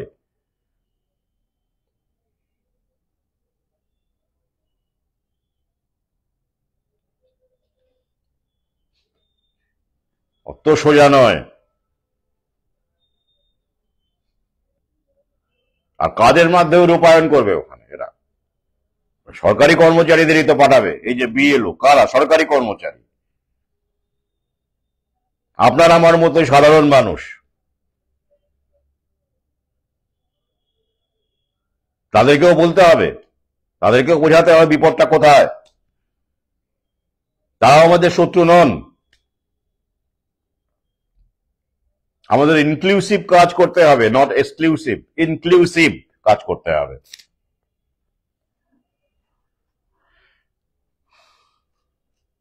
বাংলাদেশে পাঠিয়ে দেবে, একটা কথা হয়েছে, কি আতঙ্ক। বাংলাদেশে আপনাদের পাঠালে আমাকে নিয়ে যাবেন, আমিও সঙ্গে যাব। তখন আমারও তো নাম থাকার কথা নয়, যেহেতু আমি এসআইআর জমা দিইনি। তখন আমি বলবো, তাহলে আমি এসআইআর জমা দিলাম না, তাহলে আমার নাম কেন বাদ গেল না, আমার কেন ডি ভোটার কেন করা হলো না? এই জন্য আমি পাল্টা তাহলে কি একটা স্টেপ নেব, মামলা মামলা টামলা যাই হোক না কেন। এসআইআর জমা দিলাম না, তবু কেন নাম থাকলো ভোটার লিস্টে? উত্তর দিন। আপনারা বলেছিলেন এসআইআর না না করলে ভোটার লিস্ট নাম থাকবে না, ডি ভোটার হয়ে যাবেন, আমি তো করলাম না, তাহলে কেন আছে? আমি যে করেছি তার প্রমাণ দিন, আমার ফর্ম জমা দিয়েছি, দেখান। তাহলে তাহলে আমি এসআইআর করলাম না, আমার নাম রয়ে গেল, আর অমুকে এসআইআর করেনি বলে তার নাম বাদ গেল, এটা কিরকম যুক্তি? সবার জন্য একই আইন হবে না? খেলা অনেক আছে, এই জায়নিস প্রভুদের খেলা আগে থেকেই ধরে ফেলতে হয়, নাইলেই বিপদ। যেমন এই ভ্যাকসিনের খেলাটা আগে থেকেই ধরে ফেলেছিলাম বলে আমার অনেক সহযোদ্ধা তারা ভেবেছিলেন, গুরুত্ব দিয়েছিলেন, জানালা খোলা ছিল, তারা নিজেদের এবং নিজেদের পরিবারকে রক্ষা করতে পেরেছেন। আমি বলবো কুডোস টু দেম। তাই আতঙ্কিত হওয়ার কোনো কারণ নেই।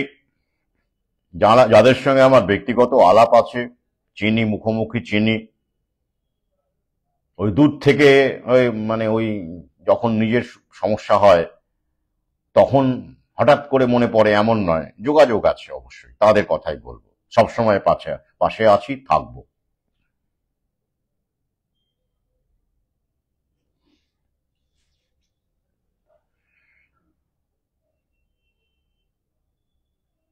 এবারে আসছি পরবর্তী বিষয়,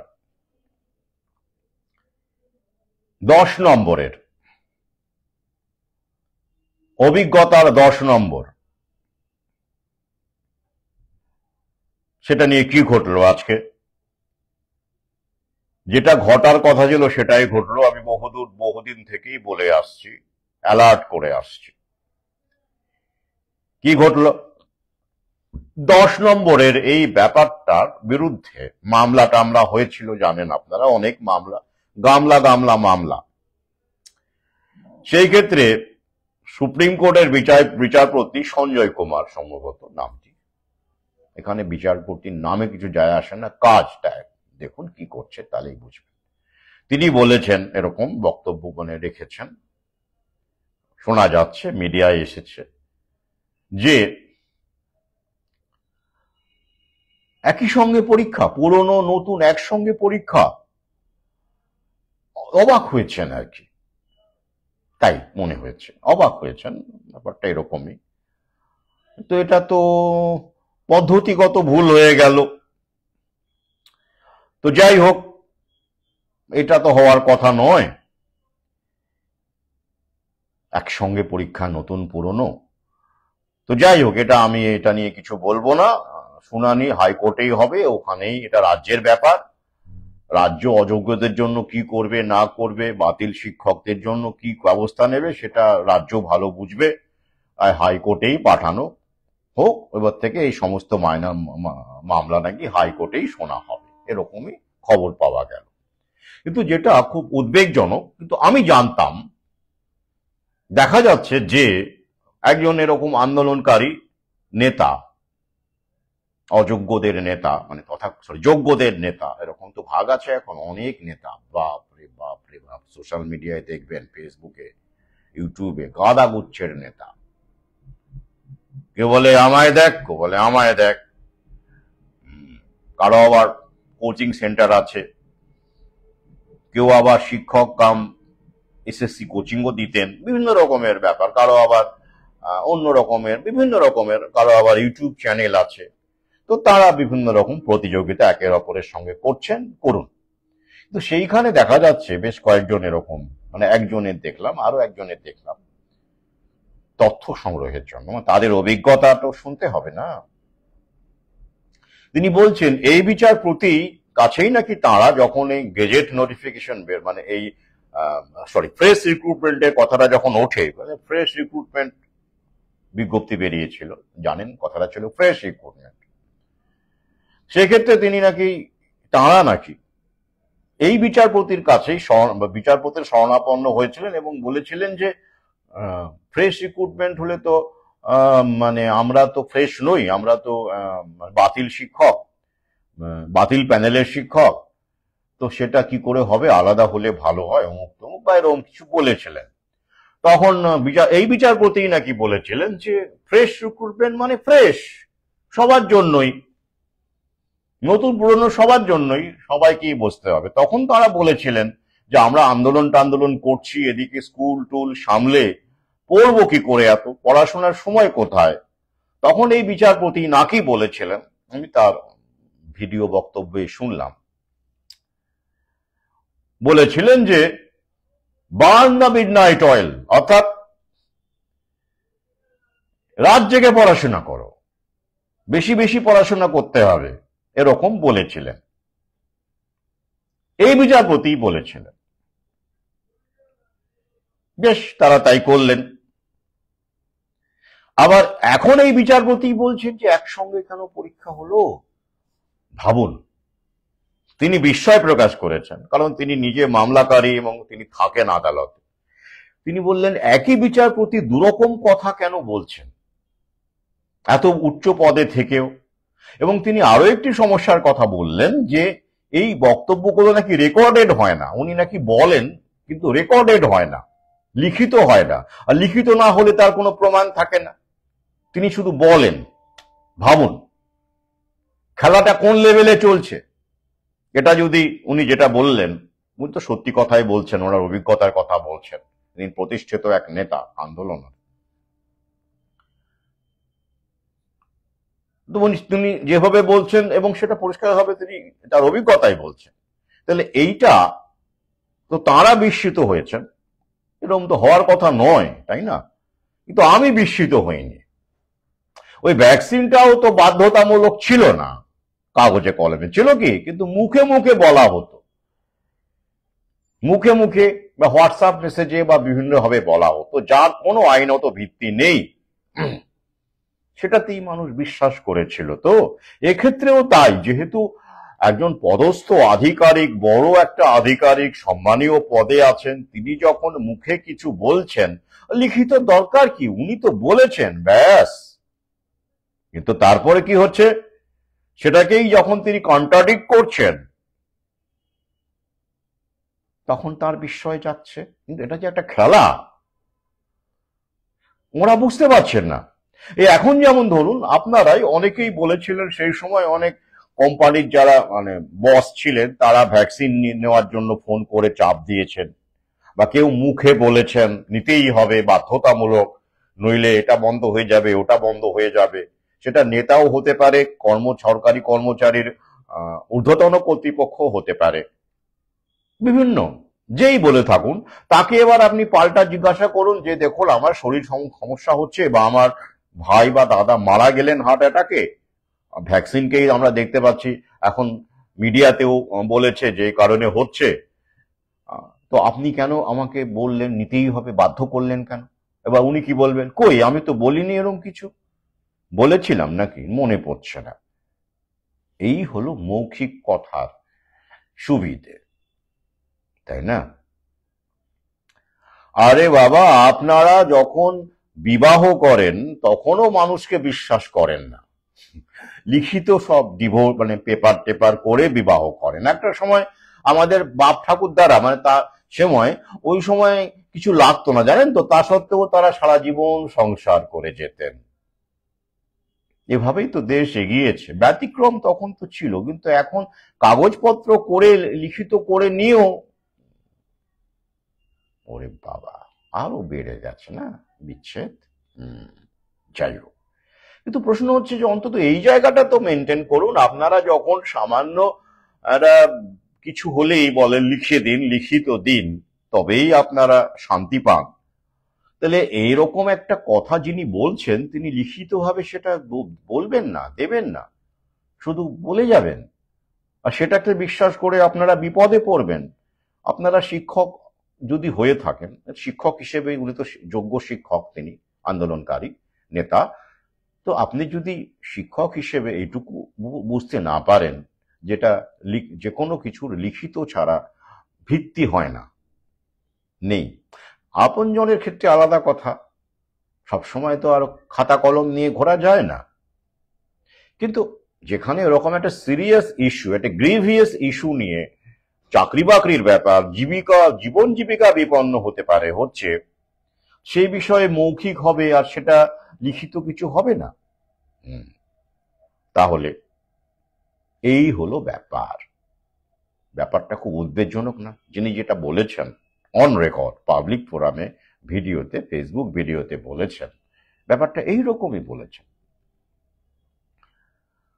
তাহলে কোথায় যাবেন এবার আপনার? এবারে আসছি এই ছকটা কেন করা হচ্ছে। উদ্দেশ্য বহু আগেই আমি বলেছি যে এই সিস্টেমে, নিউ ওয়ার্ল্ড অর্ডারে, এআই আবহে, প্রাইভেটাইজেশনের আবহে এত শিক্ষক ওদের লাগবে না। ওরা ছাঁটাই করার জন্য বিভিন্ন রকমের ইস্যু, দুর্নীতি ইস্যু করে, কখনো বিধিভঙ্গ হয়েছে এরকম বলে ওরা শিক্ষক ছাঁটাই করছে, যেটা আপনারা যারা বোঝার বুঝেছেন, যারা এখনো বোঝেননি তারা কোনোদিনই বুঝবেন না। তবে হ্যাঁ, হয়তো কেউ কেউ চেষ্টা করছেন এখন এরকম একটা ভয়ঙ্কর ঝুলিয়ে দেওয়ার কারণে। আর এই কারণে এই রাজ্যে যেটা হয়, যেমন উত্তরপ্রদেশেও দীর্ঘ 13 বছর ধরে আমি দেখলাম যে নিয়োগ হচ্ছে না শিক্ষক। সেখানেও দেখবেন এই গত এসএসসিতে, আমাদের এই 2025-এর এসএলএসটিতে উত্তরপ্রদেশ থেকেও বহু প্রার্থী, চাকুরি প্রার্থী যুবক পরীক্ষা দিতে এসেছিল। ওখানে হচ্ছে না, তারা তো তাই বলল তারা যে সব মিডিয়ার সামনে বক্তব্য রাখলো, কোথাও হচ্ছে না, হচ্ছে না, এটা বাস্তব। তো তখন ওরা প্ল্যান করেই মমতা ব্যানার্জি আমাদের মাননীয়া যখন ক্ষমতায় এলেন তখন থেকেই দেখবেন নিয়োগ প্রক্রিয়া থমকে যায় আস্তে আস্তে। এটা একটা আন্তর্জাতিক প্রক্রিয়া, এটা বুঝতে হবে, এটা সিস্টেম। উনি মাঝে মাঝে কিন্তু বহুবার ইঙ্গিত দিয়েছেন, তেলে ভাজা চপ, মুড়ি, চা কেন বলেছেন? উনি তো জানতেন what is going to happen, তাই তো। এবং ভাতা, আমি এটা নিয়ে ভিন্ন ভিডিও আছে, নতুন বিশ্ব ব্যবস্থার ভাতা ভ্যাকসিন, তাই তো। ভৌ ভদ্রলোক বানানো হবে যাতে করে প্রতিবাদ না করেন, মেনে নেন। ভাতা ঢুকিয়ে দেওয়া হবে কোনো মতে বেঁচে বসতে থাকার জন্য যতটুকু দরকার, আর ভ্যাকসিন নিয়ে যেতে হবে। কেন? ওই যে এত লোক ওদের লাগবে, এরকম ভাবে যদি এই যে এত সব বেকার যুবক যুবতী, তারা সবাই মিলে তো ডিভাইড অ্যান্ড রুল করা হয়েছে। ভাবুন সবাই মিলে হলে কত লক্ষ জমায়েত হতো, কত পুলিশ কোথায়, তাই না? সমস্যা। ওরা ভয় পাচ্ছে না, ওরা তো ভয় পাচ্ছে, ওই জন্য এত খেলা। ওরাও ভয়ে ভয়ে আছে, যে কোনো সময় একটা কিছু যদি ঘটে যায়, তাই তো। তো এই কারণে ওরা কি করলো, যখন দেখতে পাচ্ছে যে নিয়োগ আর করা যাবে না, কারণ সবই ব্রায়োনিস কন্ট্রোলে চলে গেছে এবং সে উপর মহল থেকে আদেশ আসছে যে আমরা এটাকে সব তুলে দিন, লাটে তুলুন। তখন কি করবে ওরা? এসএসসি কে তুলে দেবে? তাহলে তো মারাত্মক বিক্ষোভ হবে। যদি সরকারিভাবে তখনই ডিক্লেয়ার করে দেওয়া হতো যে এসএসসি আর হবে না, স্কুল সার্ভিস কমিশন আর হবে না, যদি ডিক্লেয়ার করে দেওয়া হতো, তাহলে কি হতো? যুবক যুবতীরা খেপে যেত না? সমস্যা হতো। আমরা এতদিন ধরে বিএড করে বসে আছি, এই করছি সেই করছি, নিয়োগ হবে না মানে সমস্যা হতো। তখন সবাই মিলে এই যে এত ভাগ হয়েছে না, ভাগগুলো আর থাকতো না। যদি ওরা বলতো যে শিক্ষা ব্যবস্থা লাটে তুলে দেবো, আমাদের আর সরকারি শিক্ষক লাগবে না, সবাইকে ছাঁটাই করে দিচ্ছি আমরা, আর নতুন নিয়োগও করব না, কিছু চুক্তি ভিত্তিক নিয়োগ করতে পারি বড় জোর, সেটা ভেবে দেখবো আমাদের। তাছাড়া এই শিক্ষকের যে এখন স্কিল, আমাদের যে এআই নতুন জাতীয় শিক্ষানীতি অনুসারে যে শিক্ষানীতি, সেখানে এসব শিক্ষক কোনো কমে লাগবেন না, কোনো কাজে লাগবে না, তাদের আর দরকার নেই আমাদের। এরকম বলে যদি তারা শুরু করতেন, তাহলে সমস্ত শিক্ষক সমাজ, ফ্রেশার বলুন, চাকরি করছেন বলুন, সবাই মিলে খেপে গিয়ে একটা তুমুল পরিস্থিতি তৈরি করে ফেলত। তাই ওরা কৌশলে হাঁটলো। কিরকম কৌশলে হাঁটলো একটু বোঝার চেষ্টা করুন। ওরা ঠিক করলো যে 2011-তে মাননীয় ক্ষমতায় এলেন, তারপরে দেখবেন নিয়োগ নেই, এসএসসি নিয়োগ নেই। তারপর 2016 হলো, তারপরে ওই মাঝখানে 14 টেট হলো, ওটাও দেখবেন খেলা আছে সামনে। আমি আগেই বলেছি 14 টেটে নাকি 6টি ভুল প্রশ্ন। এবার সবাইকে যদি নাম্বার দেওয়ার কথা বলা হয়, তাহলে তো 6টি ভুল প্রশ্নের নাম্বার যারা অ্যাটেম্প করেছে তাদেরকে নাকি দেওয়ার কথা বলা হয়েছে, আবার বলা হচ্ছে সবাইকেই দিতে হবে। তাহলে পুরোটা যে প্যানেল হয়েছিল, মানে টোটাল যে রেজাল্টটাই তো একেবারে ওলটপালট হয়ে যাবে। কি ভয়ঙ্কর অবস্থা বলুন দেখি। ওখানে আবার ফ্রেশ নতুন করে নিয়োগ প্রক্রিয়া হবে না তো, না হলেই মঙ্গল। এত পরিবার, এত মানুষ, যাই হোক। তো তখন ওরা কি করলো যে ঠিক আছে, জনগণকে সামাল দিতে গেলে বেকার যুবক যুবতীরা বসে আছে, সেসব ডিগ্রি আমাদের কোনো কমে লাগবে না, প্রাইভেট হয়ে গেলে পরে ওরা তো মাইনেও দেবে না, বেসরকারি আদানি আম্বানি দেবে না। স্কুল ক্লাস্টার হয়ে গেলে এত শিক্ষকও লাগবে না। কি করব আমরা? আমরা নিয়োগ করব, কিন্তু বিয়োগ করার জন্য নিয়োগ করব। কিভাবে? আমরা ইচ্ছে করে কিছু দুর্নীতি করব, সবাই নয়, কিছু দুর্নীতি আমরা করব, ঘুষ টুস নেব অবশ্যই, নিয়ে প্যানেলটাকে ঘেঁটে দেব, বেয়াদ উত্তীর্ণ নিয়োগ করব উপর থেকে যেভাবে এসছে আর কি।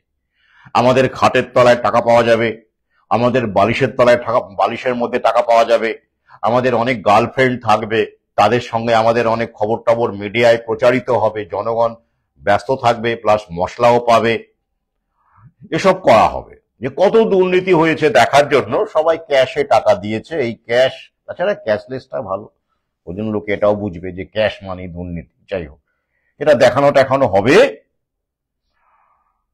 তারপরে দেখাতে দেখাতে লোককে বোঝানো হবে এই পুরোটাই বাজে, পুরোটাই শিক্ষক সমাজই বাজে, দুর্নীতি পরায়ণ, পুরোটাই বাতিল করতে হবে। ব্যাস হয়ে গেল। তারপরে আমরা ছাড়া পাবো, তারপরে আবার এসে মঞ্চ আলোকিত করব, আমাদের জন্মদিন পালন হবে, এবং আমাদের এঁটো কাটা যারা ডাইরেক্টলি পান তারা আমাদেরকে সাদরে বরণ করে নেবেন। তাই তো হয়, তাই হয়ে এসছে। দেখুন কোন নেতা এখন ঘরে আছে, শ্রীঘরে আছে, শ্রীঘরে তো জামাই আদরেই থাকে তারা, আর মিডিয়া বলে এই পাচ্ছে না সেই পাচ্ছে না। সবাই তো ব্যক্তি মালিকের। মিডিয়া কাদের?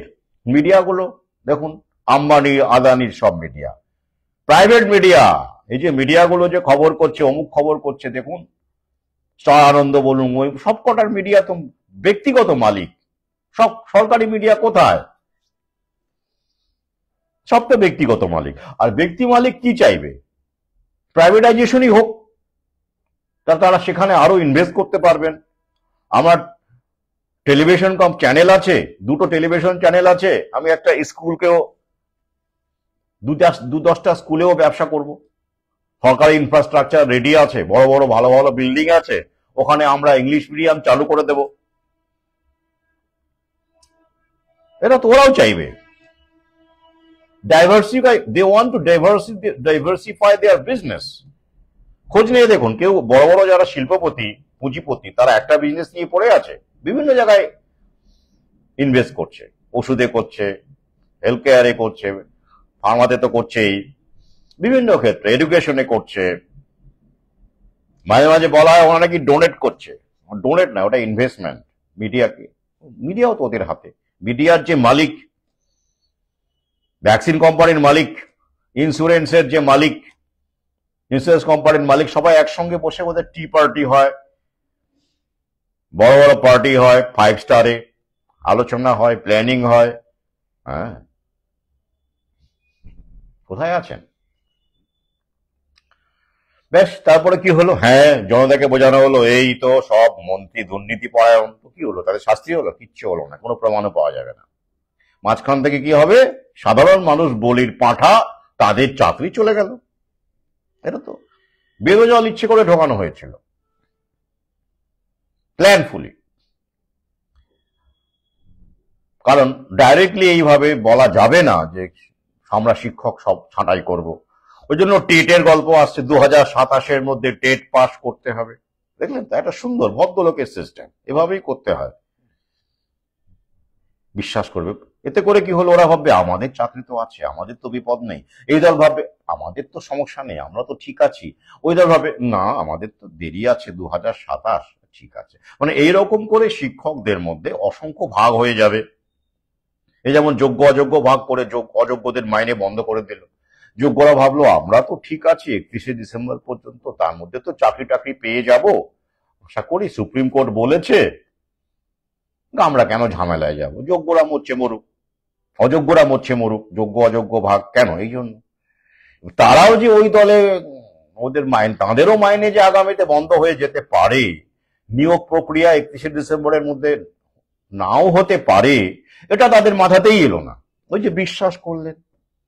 একটা সময় বলা হতো ওই যে বিশ্বাসে মেলায় বস্তু তর্কে বহুদূর, এখন কি হয়ে দাঁড়িয়েছে? বিশ্বাসে মেলায় চাকরি, তর্কে বহুদূর। দেখা যাক কেমন চাকরি মেলে বিশ্বাসে। তো সেই বিশ্বাসে তারা মুখ বুজে থাকলেন, অযোগ্যদের বিরুদ্ধে যা তা বললেন উই ওয়ান্ট কি, যাক মনে পড়ছে না, মানে আমরা এই দুটোর মধ্যে বাইফার্কেশন, যাই হোক এরকম একটা ভাগ চাই, ভাগ। আমরা তো যোগ্য, আমরা কেন অযোগ্যের মধ্যে? দুটো তালিকা প্রকাশ করো। তালিকা প্রকাশ হলো, যোগ্য অযোগ্য তালিকা হলো। অযোগ্যরা পরীক্ষায় বসতে পারবে না, সেটাও ঠিক হলো। তারা বসলো না, সেটাও ঠিক হলো। বসলো না, তারপর নাকি দু একজন কয়েকজন বসেছে, তাদের নিয়ে কি হইচই, বাপ রে বাপ, তার স্ত্রী নাকি বক্তব্য রাখছে আমার স্বামী অযোগ্য, তাও পরীক্ষায় বসেছে, কি প্রতিবাদী নারী সব দেখা গেল। আসল কিন্তু নিয়োগের গল্পটা হলো না, হচ্ছে না। এইসব বিভিন্ন রকমের টাল বাহানা চলছে, তাই তো। তো এরা কখনো ভাবেনি যে আমরা অযোগ্য নই, আমরা যোগ্য। তাহলে কেন আমরা আবার পরীক্ষায় দেব? আমাদের রেখে দাও না। তারা সে পথে গেলেন না। তখন আন্দোলন কিছুই হলো না।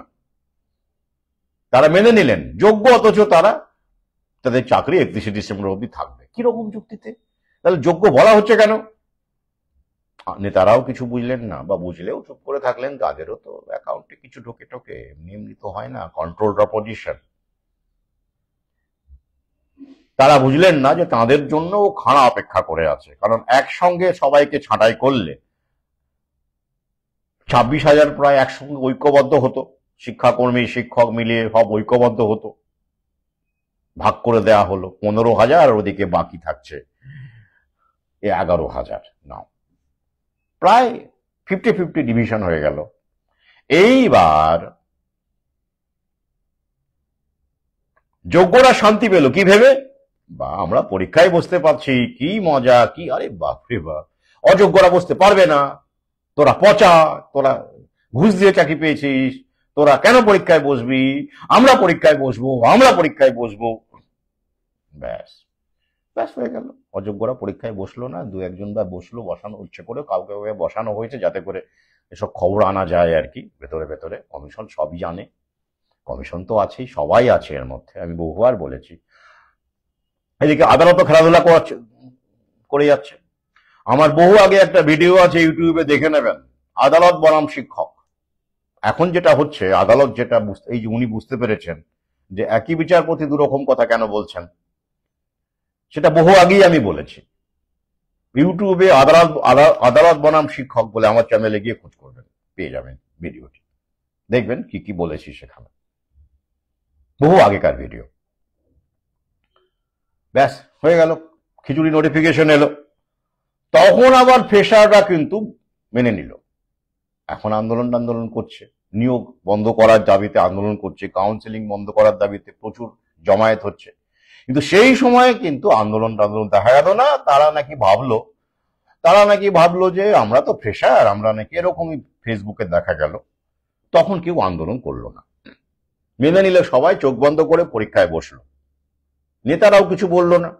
যেই পরীক্ষাটা হয়ে গেল, যেই রেজাল্ট বেরোলো, যেই কাউন্সিলিং এর ব্যাপারগুলো এলো, সঙ্গে সঙ্গে 10 নম্বর নিয়ে শুরু হয়ে গেল আন্দোলন।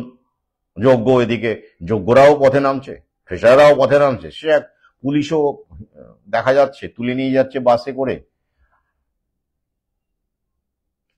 আগে হলো না, কেন হলো না? আগের ভিডিওতে আমি প্রশ্ন তুলেছি, ভাবলেই বুঝবে। তাহলে এরপরে কি?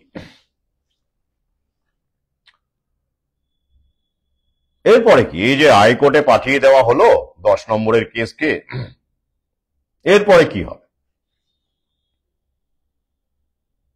চলবে মামলা, সিম্পল ব্যাপার। উদ্দেশ্য কি? উদ্দেশ্য হচ্ছে ধনে প্রাণে মেরে ফেলা। প্রাণে তো এভাবে মারা যাবে না, ধনে মেরে তারপর প্রাণে মারতে হবে। ধনে মারার ব্যবস্থা তো ভৌ আছেই, প্রাণে মারার ব্যবস্থা তো ভৌ আছেই, ধুকিয়ে মারা, ফার্মা কোম্পানির মুনাফাকে উপচে দিয়ে মারা, সেটা তো চলছেই। তাহলে এই যে মামলা আবার হাইকোর্টে গেল, একটা দুটো মামলা নয়, বহু মামলা। এবার কি হবে বলুন তো?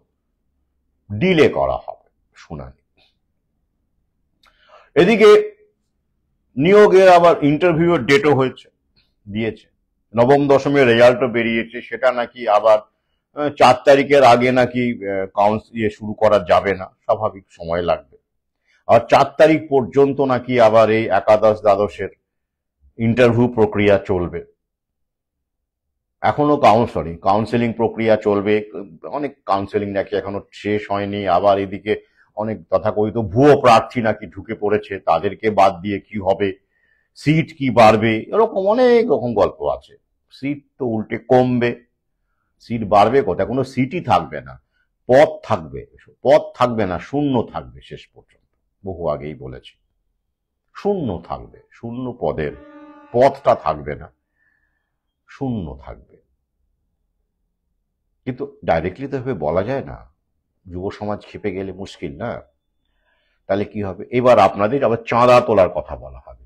আমরা আছি, পাশে আছি, উকিলরা বলবে পাশে আছে, আবার আমাদের লড়তে হবে, আমাদের পিছলে চলবে না, যেমন ডিএ মামলায় আমাদের লড়তে হবে, আমাদের পিছলে চলবে না, আমাদের পিছলে চলবে না বলে বহু লক্ষ কোটি টাকা তোলা হয়েছে ডিএ মামলায়। সেই ডিএ মামলা এখন কোথায়, রিজার্ভ।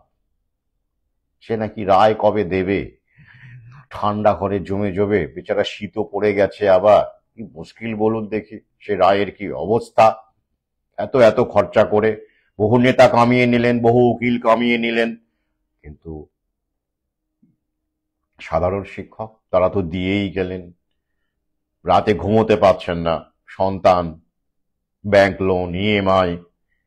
তাহলে এইভাবে কি হবে, এইভাবে আবার টাকা তোলা হবে, আবার মামলার ডেট আসবে, আবার হাইকোর্ট থেকে সুপ্রিম কোর্ট, আবার এই করতে করতে চলতে থাকবে, চলতে থাকবে, চলতে থাকবে, তারিখ পে তারিখ।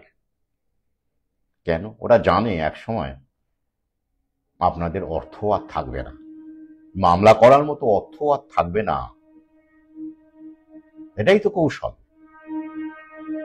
ওরা বলবে আমরা তো কি করবো, আমরা তো নিয়োগ করার চেষ্টা করেছি, কিন্তু এত মামলা হলে, এত কিছু হলে আমরা কি করতে পারি।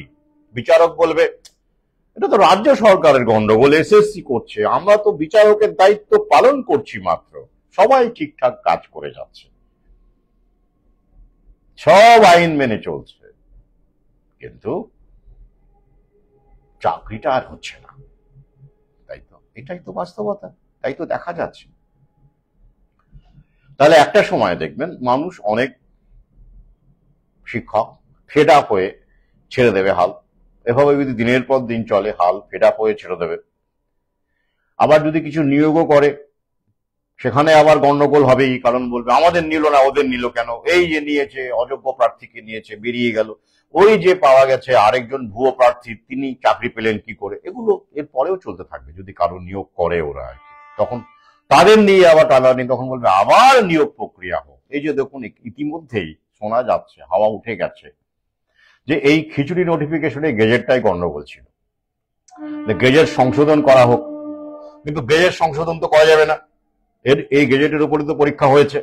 তাহলে কি করতে হবে, আবার নতুন করে গেজেট হোক, মানে আবার নতুন করে নিয়োগ প্রক্রিয়া হোক, এতে করে সরকারেরও লাভ হবে, আবার সব টাকা পয়সা দিয়ে ভর্তি হবে। হ্যাঁ, মানে ফর্ম ফিল আপ করবে, কারণ নেই, সরকার বলবে এই যে পরীক্ষা হলো, এতে আমাদের খরচা হয়নি, বহু খরচা হয়েছে। পদ্ধতিগত ভুল আবার বিচারক বলে দিচ্ছেন, তো তাহলে আবার পরীক্ষা হবে, ওই একটা সম্ভাবনা তৈরি হলো। আচ্ছা, আর না হলে এই যে যদি এই যে 10 নম্বরের গেদোটা ঝুলে থাকে, ঝুলতে থাকে, ঝুলতে থাকে, কেস হয়, পাল্টা কেস হয়, এই হয় সেই হয়, তাহলে কি করে নিয়োগ হবে এবার বলুন আপনার। কারণ এই যে কাউন্সেলিং, সেই কাউন্সেলিংটা তো 10 নম্বর অ্যাড করেই ডাকা হয়েছে, ইন্টারভিউ এর পরে তো যোগ করা হবে, এইটা করা করে ডাকা, মানে সেটা তো হয়নি, আগেই করা হয়েছে। খেলাটা দেখুন, কি সুন্দর আন্ডারস্ট্যান্ডিং এ খেলা হচ্ছে। ওরা বলবে এসএসসির দোষ, এসএসসি করেছে, সরকার করেছে। সরকার বলবে তখন তো আদালত কিছু বললো না, ওটা তো আদালতের সুপারভিশনেই তো হলো, পরীক্ষাটা হলো। সুপ্রিম কোর্ট তো নিজেই সুপারভাইজ কোর্ট বললো 31শে ডিসেম্বরের মধ্যে নিয়োগ, তখন কি সুপ্রিম কোর্ট জানতো না, সুমোটো কোনো ব্যবস্থা নিতে পারেনি? মানে অর্থাৎ রাজ্য সরকার আদালতের দিকে বল ঠেলবে এবং বলবে বিরোধী দল এসব করছে, মামলা করাচ্ছে, নিয়োগ হতে দিচ্ছে না। আবার বিরোধী দলের নেতারা বলবে আসলে মাননীয়া অযোগ্যদের চাকরি দিতে চাইছেন, বারবার ঢোকাতে চাইছেন, কোনোভাবে অযোগ্য ঢুকিয়ে দেব, সেটা পাচ্ছেন না বলে নিয়োগ করছেন না।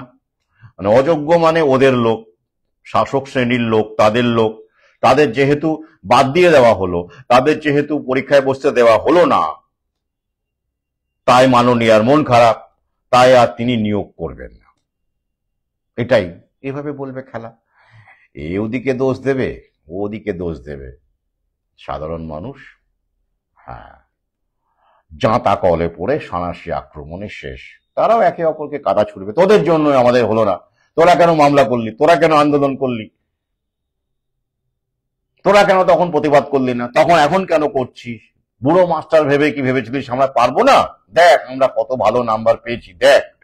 আরে নাম্বার ধুয়ে জল খাবেন? লাইফ টাইম টেট সার্টিফিকেটের জন্য খুব লাফিয়েছিলেন আপনারা না অনেকে, লাইফ টাইম টেট মানে সারা জীবন ধরে চাকরি পাবেন, ডবল ডবল চাকরি, মাননীয়া বলেছিলেন ডবল ডবল চাকরি পাবেন। কি হলো? এই তো দুদিন আগে আদালত জানিয়ে দিল 40 বছর হয়ে গেলে ওই টেট সার্টিফিকেট আর পরীক্ষায় বসতে পারবেন না। তাহলে কি দাঁড়ালো? আসলে এভাবে আস্তে আস্তে বয়সটা ওনারা বাড়াবেন, নিয়োগ না হলে তো বয়স বাড়বেই, কি করা যাবে। নিয়োগ হচ্ছে না বলে কি বয়স থেমে থাকবে? থেমে থাকবে না। এইভাবে প্রতিবার এরকম করে করতে করতে নিয়োগ প্রক্রিয়া দেরি করতে করতে করতে করতে অনেকের বয়স বাড়তে বাড়তে ট্র্যাডিশনাল ডিগ্রি নিয়ে যারা বসে আছেন তাদের 40 পেরিয়ে যাবে, ব্যাস হয়ে গেল, ঝামেলা শেষ। আর কয়েকটা বছর যদি দেরি করানো যায় তাহলে আরো কয়েক হাজার লক্ষের 40 হয়ে যাবে। ওইদিকে খেলাটা বুঝতে পারছেন তো? এদিকে হাল ছেড়ে দেবে, অনেকে টাকা জোগাতে পারবে না, মামলা করে আর লাভ নেই, অনেকেই তো বুঝতে পারছেন এখন আস্তে আস্তে এসব হবে, এটাই প্রক্রিয়া। তাই আমি আগের ভিডিওতেই বলেছি, যদি বাই চান্স কারো কিছু নিয়োগ দু একজনের করেও ফেলেন মাননীয়া, সাবধান থাকবেন, কারণ 2016-তে নিয়োগ করা হয়েছিল বিয়োগ করার জন্য, তাই এবারেও যদি কিছু নিয়োগ হয় একটু সামাল দিতে আর কি, সামনে ভোট তো সম্ভাবনা কম, তবুও যদি বলি কিছু নিয়োগ হয় তাহলে সেটাকেই একেবারে স্থায়ী চাকরি ভেবে শান্তি পাবেন না। 2030 পর্যন্ত অন্তত শান্তির কোনো জায়গা নেই, এখন সব সময় অশান্তি, পরে আরো বাড়তে পারে, আপাতত কম করে বললাম 2030। এরপরে ইন সার্ভিস শিক্ষকদের টেট আসছে, তাদেরকেও টেট পাস করতে হবে, যাদের 5 বছরের বেশি চাকরি আছে, তাদের নিয়ে টানাটানি শুরু হবে খেপে খেপে। তার আগে আপনাদেরটা মিটিয়ে দেবে ওরা, কিভাবে মিটিয়ে দেবে সেটা দেখতে থাকুন। কিন্তু একসঙ্গে করলে তো আবার ঐক্যবদ্ধ আন্দোলন হবে, তাই পার্টে পার্টে করবে ওরা, পার্ট বাই পার্ট খেলা চলছে। তাহলে এখন আপনারা বলতে পারেন যে আমি তাহলে আমাকে আমাকে মানে যারা আমার সঙ্গে রয়েছেন, ধরুন যদি শিক্ষকেরা বলেন যে আপনার সঙ্গে যদি আমরা যেতাম, এখন না হয় আমরা বুঝতে পারছি যে ভুল হয়েছে, আমরা যাই হোক, বা আপনি ঠিক, তাহলে কি লাভ হতো আমাদের? আপনি কি চাকরি দিতেন? না, দিতাম না, চাকরি দেওয়ার ক্ষমতা আমার নেই, ইচ্ছেও নেই, প্রশ্নই আসে না। কি হতো? আপনাদের অমূল্য অর্থ এবং সময় বেঁচে যেত। এই যে মামলা করে যে এত মানসিক অশান্তি সময় কাটালেন, অন্য জীবিকার কথা ভাবলেন না, কি করা যায় ভাবলেন না, এই করে যে বছরের পর বছর সময় নষ্ট হচ্ছে এবং আগামীতে হবে, সেখান থেকে মুক্তি পেতেন, এটা বড় ব্যাপার। হাজার হাজার টাকা বেঁচে যেত। আমার বেশ কিছু সহযোদ্ধা আছেন, তারা 6 ডিসেম্বর আসবেন, যারা পরবর্তীকালে যুক্ত হয়েছেন, তারাও এই বাতিল প্যানেলে আছেন, তারা 1 পয়সা দেননি। তারপর থেকে যখন থেকে আলাপ হয়েছে, বেশ বছর কয়েক 6-7 মাস তো হয়েই গেল, তো তারা কেউ 1 পয়সা দেননি, দিয়ে আন্দোলনেও দেননি, এখানেও দেননি। অর্থ বেঁচে যাচ্ছে। পাশাপাশি স্বাস্থ্য, যেটা শরীর যদি আপনার ঠিক না থাকে, স্বাস্থ্য যদি আপনার ঠিক না থাকে, তাহলে আপনি কি কাজ করবেন? কোনো কাজই করতে পারবেন না। এর মধ্যে করুণামৃতের লীলায় কত শিক্ষক চলে গেছেন এবং কত শিক্ষক অসুস্থতায় ভুগছেন তার হিসেব আছে। আর এখন তো এসব হলেই বলছে কাজের চাপে, মানসিক যন্ত্রণায় হার্ট অ্যাটাক, মানসিক যন্ত্রণায় চাকরি হচ্ছে না বলে মানসিক যন্ত্রণায় ব্রেন স্ট্রোক, কাজের চাপে বিওলোর ব্রেন স্ট্রোক। তাই না? দারুণ, কি সুন্দর ওরা প্ল্যান করে রেখেছে যে আমরা এরপরে এটা করব, আর এই ভ্যাকসিনের কারণে মৃত্যুগুলো হবে সেগুলোকে আমরা এই খাতায়, টেনশনের খাতায়, চাপের খাতায়, লাইফস্টাইলের খাতায় ঢুকিয়ে দেব। ওরা ইহুদি জায়নিস্ট শক্তি, ওরা বহু আগে ভেবে রাখে কি করতে চলেছে, বহু আগে ভেবে রাখে। কিন্তু আমরা চালাক হতে গিয়ে ইন্টেলিজেন্ট হতে পারলাম না। তাই আবার বলি, মামলায় আবার তো মামলা হতে থাকবে, আবার উকিল 100 বার ভাবুন টাকা দেবেন কিনা। আর আমি বারবার বলেছিলাম এই মামলা টামলা করে কিছু হবে না, হামলা চাই, আর হামলা করতে গেলে বহু লোক চাই, একা একা হামলা করে লাভ নেই,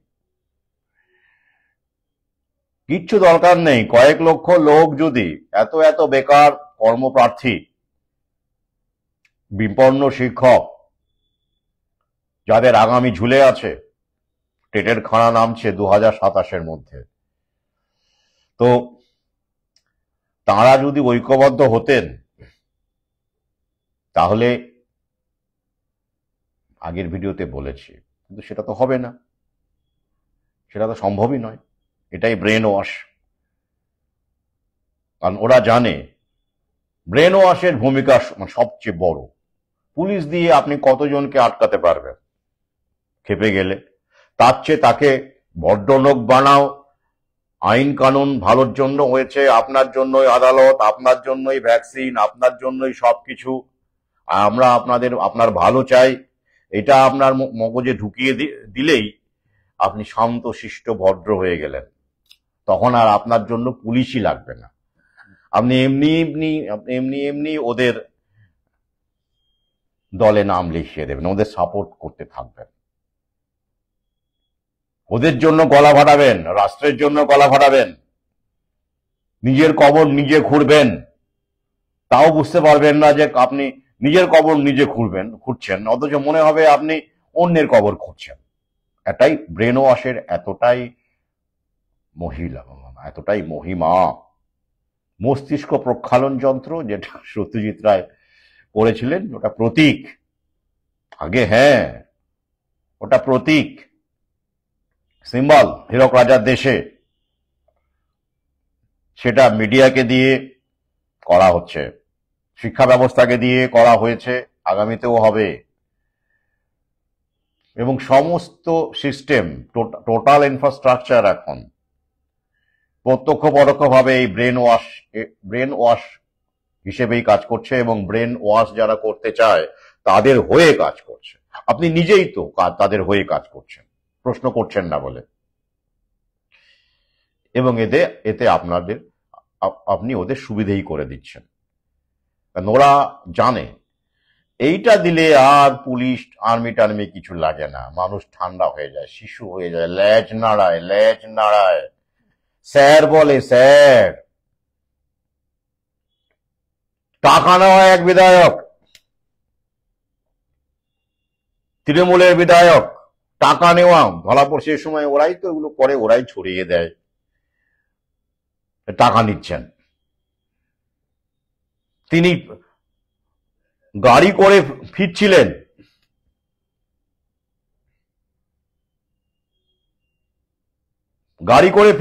কোথাও গেছিলেন, সেই সময় চাকুরি প্রার্থীরা তার গাড়ি আটকায়। সেই দৃশ্য আপনারা দেখেছেন ভিডিওতে। গাড়ি আটকে কি করে? ভাঙচুর করে না, কিচ্ছু করে না। কি বলে? স্যার আমাদের চাকরি হচ্ছে না স্যার, স্যার আমাদের চাকরিটা দেখুন স্যার, স্যার স্যার।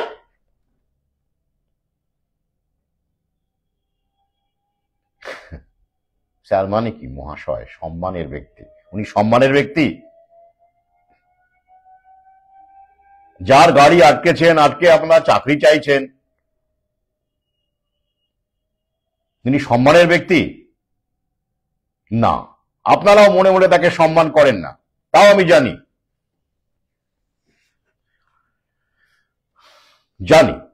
মনে মনে তাকে স্যার স্যার বললেও সম্মান করেন এমন নয়। তাহলে কেন বলছেন? ল্যাজ নাড়া বোঝেন? কুত্তা তবু যখন ইচ্ছে করে কামড়ে দেয় মালিককে, যখন তার মনে হয় যে কামড়ানো উচিত কামড়ে দেয়।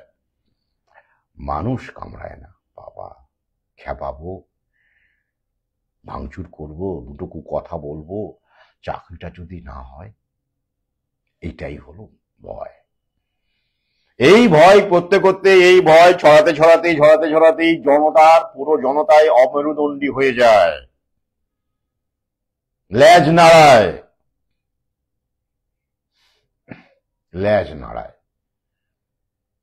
শান্তিপূর্ণ মামলা করে, হামলা করে না।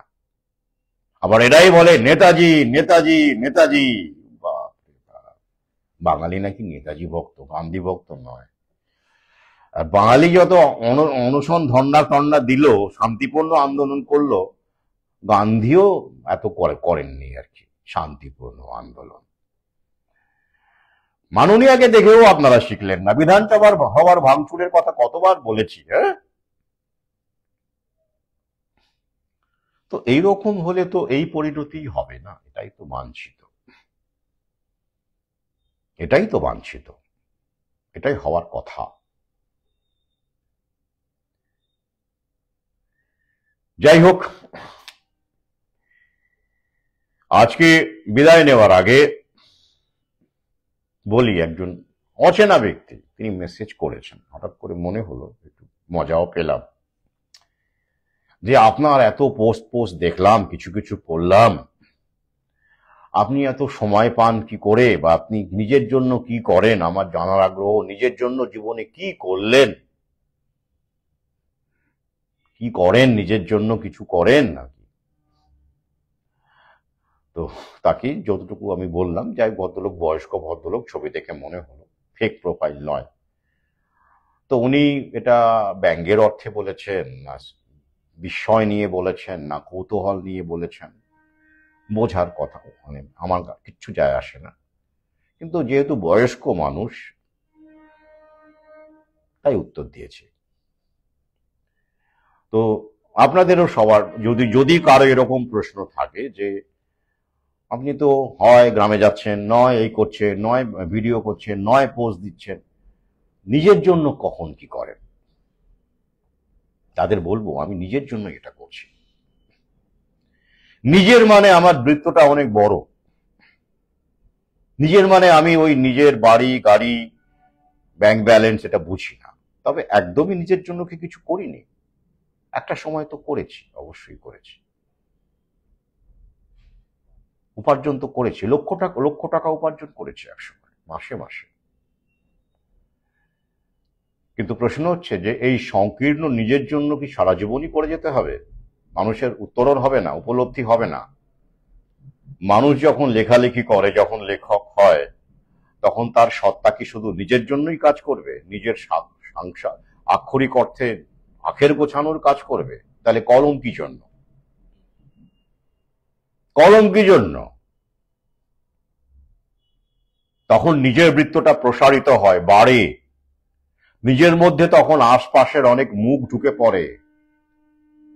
মানুষ বাদ দিয়ে কলম হয় না, মানুষ বাদ দিয়ে সমাজ হয় না, মানুষ বাদ দিয়ে নিজে হয় না। যখন আপনি উপলব্ধি করবেন যে আপনি একা বলে আপনাকে গুঁজে দিয়ে চলে যাবে, আপনার অমুক বন্ধ করে দেবে, তমুক বন্ধ করে দেবে, তখনও যদি আপনি আশপাশের মানুষের জন্য একটু সময় দিতে না চান, দিতে না পারেন, আপনাকে লেখক সাহিত্যিক হওয়ার দরকার নেই। আপনারও গ্রামে গঞ্জে গিয়ে সময় নষ্ট করারও দরকার নেই। এত পোস্ট, এত ভিডিও করারও দরকার নেই, এত বই লেখারও দরকার নেই। কিন্তু এইটুকু বুঝুন, আপনি আপনার এলাকায় একা বলে, আপনার পাশে কেউ নেই বলে আপনার ইচ্ছার বিরুদ্ধে আপনাকে স্মার্ট মিটার লাগিয়ে দিয়ে গেল, আপনি জানেন এটা কি হতে পারে, আপনি কিছু করতে পারলেন না কারণ আপনি একা।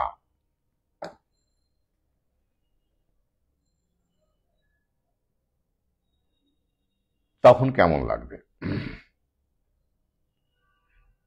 এই যে সুপ্রিম কোর্টের অবজারভেশন এবং সংবিধানের যে ভ্যাকসিন বাধ্যতামূলক নয়, বডির ইন্টিগ্রিটির কথা বলে আমরা সেটাকেই ব্যবহার করছি তো এখন লড়াইয়ে।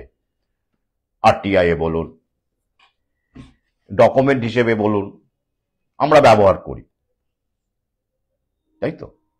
কিন্তু যদি এই যে প্যান্ডেমিক টিটি হয়ে গেছে এবং জনগণের যে ভেড়াত্ম সেটা তো ওরা দেখতে পাচ্ছে, মানুষ জনগণ কত ভীরু, কত কাপুরুষ, কত সুবিধেবাদী, সেটাকে সামনে রেখে যদি ওরা সুপ্রিম কোর্টকে দিয়ে ভ্যাকসিনটাকেও বাধ্যতামূলক করিয়ে নেয়,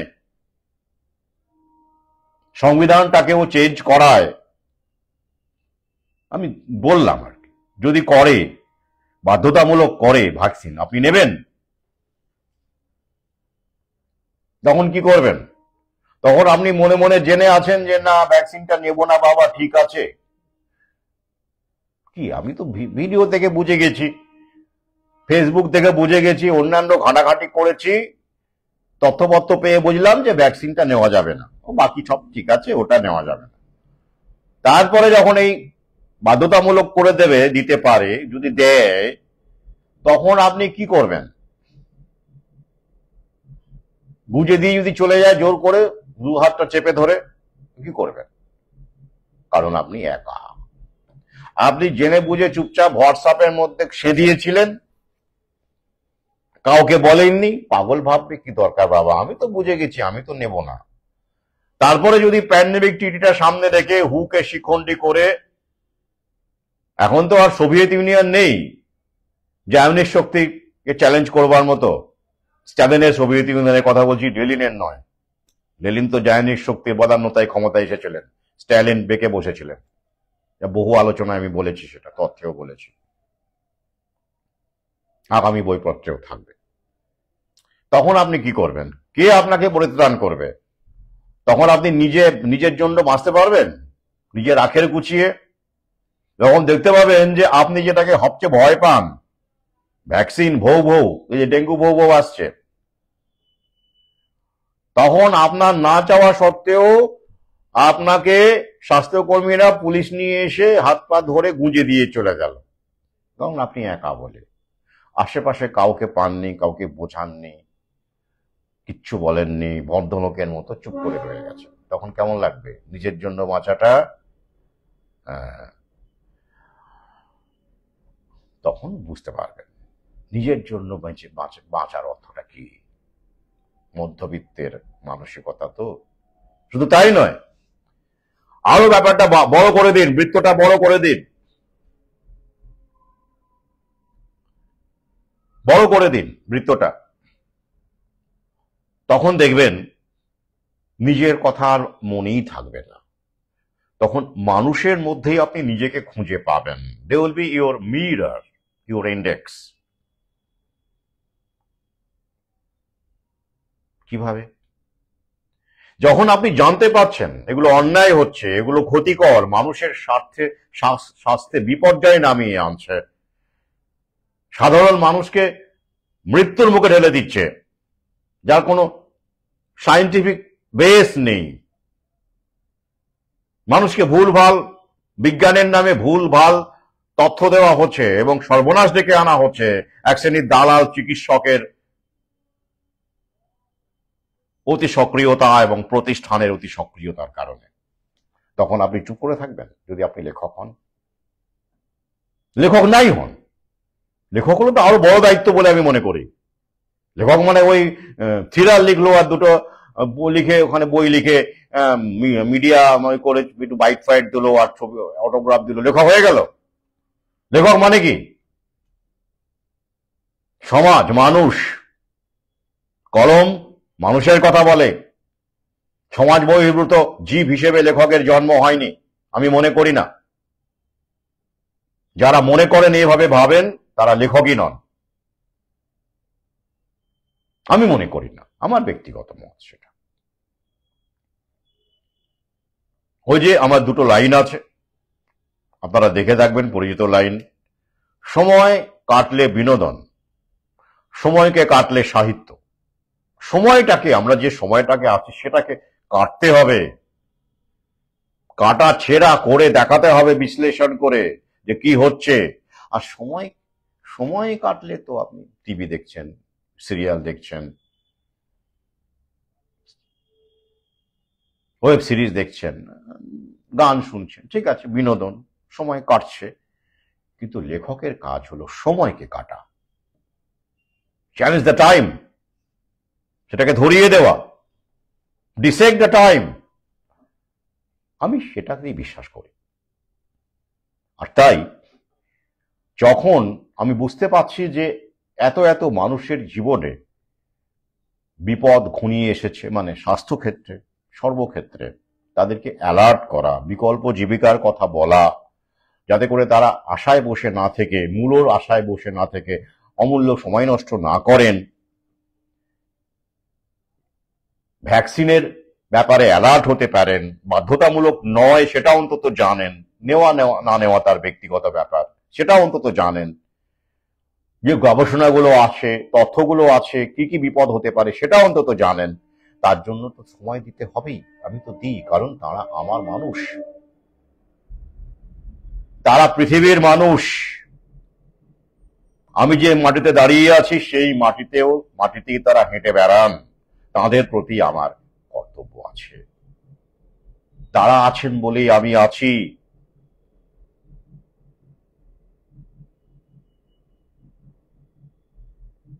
আমি সমাজের একজন অংশ, একটি অংশ মাত্র। সমাজের প্রতি আমার দায়িত্ব আছে, এটাই আমার সবচেয়ে বড় কাজ বলে মনে হয়েছে।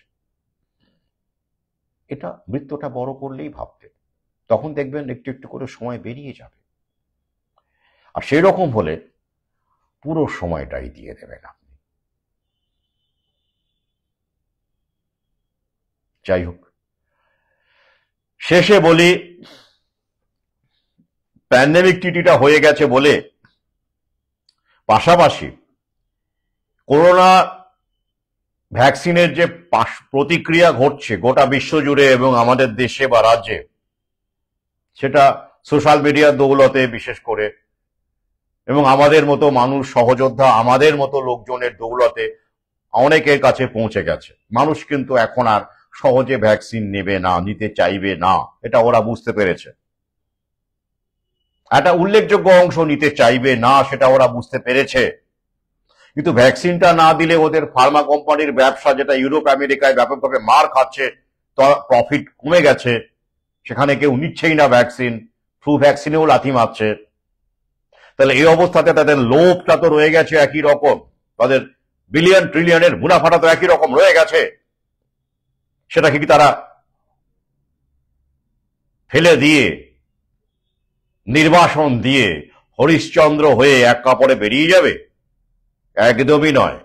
ওরা সন্ন্যাসী আক্রমণে চেপে ধরবে বিভিন্ন কায়দায়, যখন মানুষ যাতে নিতে বাধ্য হয়।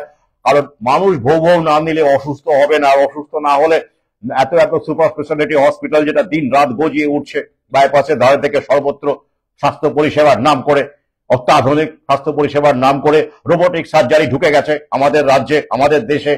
দা ভিঞ্চি রোবট, যে এত এত ইনভেস্টমেন্ট, এত এত বিনিয়োগ, সেগুলো কি করে টাকা উঠে আসবে, কি করে মুনাফা হবে যদি না ভ্যাকসিনটা গুঁজে দেওয়া যায়, সেটা ওরা জানে। আর তাই ভোটার কার্ডের কিউআর কোড, এসআইআর, আদালতের রায় ঝুলে থাকা সত্ত্বেও, হিয়ারিং থাকা সত্ত্বেও, রাজনৈতিক দলকে দিয়ে, বিএলওকে দিয়ে তড়ি ঘড়ি চাপ দিয়ে করিয়ে নেওয়া হলো। সেই সরকারি কর্মচারী জনগণের সর্বনাশ করেছে যারা, গুঁজে দিয়ে, সরকারি কর্মচারীদের মাধ্যমে তো গুঁজে দেওয়া হয়েছে, তারাই তো বসে আছেন উপরে, সিওএমএইচ থেকে শুরু করে এই সেই। এবার তারপরে কাজ মিটে গেলে তাদেরকেও ছেঁটে ফেলা হবে। এই যে স্কুল শিক্ষকদের ছেঁটে ফেলা হচ্ছে, এদের কাজ মিটে গেছে। কিন্তু স্বাস্থ্যকর্মীদের কাজ, সিওএমএইচ, পুলিশ, এসব এখনো দরকার আছে। হ্যাঁ, তা সেখানে অল্প স্বল্প হলেও নিয়োগ হবে, চুক্তিভিত্তিক হলেও নিয়োগ হবে। তাহলে এবার ভোটার কার্ডটা যখন ওরা চাইবে, ডেঙ্গু ভ্যাকসিনের বেলায় ধরুন, বা আরো ভ্যাকসিন আসছে সামনে, লাইনে আছে, বিল গেটস তো বলেই দিয়েছে, are we ready for the next pandemic. তখন বলবে ভোটার কার্ডটা দিয়ে করুন, আধার কার্ড দিয়ে করেছেন, এবার ভোটার দিয়ে করুন,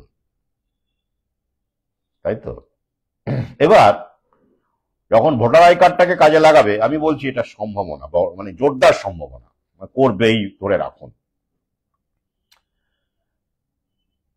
এবার ভোটার কার্ডটাকে যদি ওরা ভ্যাকসিনের সঙ্গে ট্যাগ করে, আধার কার্ড যেমন করেছিল, তখন মানুষের মধ্যে কি ভয় আসবে? একটা প্যানিক তৈরি হবে না? ওরে বাবা, তো ডিভোটার করে দেবে যদি না নেয়, ভ্যাকসিন না নিলে। একটা বাড়তি ভয়, সুযোগ সুবিধা হারানোর ভয় তো ছিলই, লক্ষ্মীর ভান্ডার বন্ধ হয়ে যাবে সেই ভয় ছিলই। এইবার ডিভোটার হওয়ার ভয়, মানে কি, মানে ওই যে বাড়ি টাড়ি চলে যাবে, নিয়ে নেবে, বাংলাদেশে পাঠিয়ে দেবে, বিভিন্ন রকম ভয় ওদের মধ্যে ঢুকে যাবে। ভোটার তালিকা থেকে যদি নাম বাদ চলে যায়, এই একটা মনস্তাত্ত্বিক ব্যাপার কিন্তু ওরা কাজে লাগাবে, এবং এটা স্বাস্থ্যকর্মীদের দিয়ে বলানো হবে, রাজনৈতিক নেতাদের দিয়ে বলানো হবে। তার জন্য মানসিক প্রস্তুতি রাখুন। আর একটা কথা বলি, সুপ্রিম কোর্ট যদি এটাকে বলে যে না, বাধ্যতামূলক, জায়নিস্টদের চাপে পড়ে বা রফা করে, তারপরে কি আমরা, যেহেতু সুপ্রিম কোর্ট বলেছে, আপনি নেবেন আইন মেনে? আমি তো নেব না। তাই যেহেতু সুপ্রিম কোর্ট আমাদের সঙ্গে আছে, সংবিধান আছে, তাই লড়াই করছি, এটা ভুল কথা। এরা ব্যাকআপ দিচ্ছে, ঠিক আছে, কিন্তু এটাই শেষ পর্যন্ত পাবেন? Will they back you up till your death? No, don't expect that. তো নিউ ওয়ার্ল্ড অর্ডারের যত এগিয়ে আসবে, কর্মসূচি যত তীব্র থেকে তীব্রতর হবে, তত এই যে তথাকথিত সুরক্ষার ঢালগুলো, সেগুলো বিভিন্ন কৌশলে তুলে নেওয়া হবে। সেটাই ওদের পরবর্তী কৌশল। তখন কি করবেন? লড়াই করবেন না? আমি তো করব। কেন করব? শুধু ভ্যাকসিনটা খারাপ বলে, সাইড এফেক্ট হতে পারে বলে, বিপদ আনতে পারে বলে, ভয়ঙ্কর হতে পারে বলে না, সেটা তো আছেই। মূল কারণ কি জানেন? Bodily integrity. ধরুন এখন যদি কোনোভাবে ধর্ষকরা ক্ষমতায় আসে, রেপিস্টরা ক্ষমতায় এলো, দেশের ক্ষমতায় এলো, ধর্ষকরা, এবং তারা আদালতকে দিয়ে বলালো, আইন পাশ করালো যে ধর্ষণ আর বেআইনি নয়, ধর্ষণ এখন আইনসম্মত,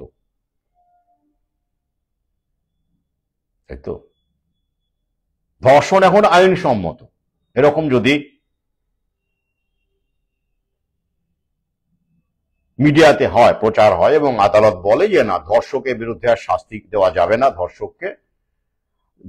ধর্ষণ এখন আইনসম্মত হয়ে গেল, ধর্ষণের বিরুদ্ধে কোনো কেস আর নেওয়া যাবে না, তখন নারীরা মেনে নেবেন এটা?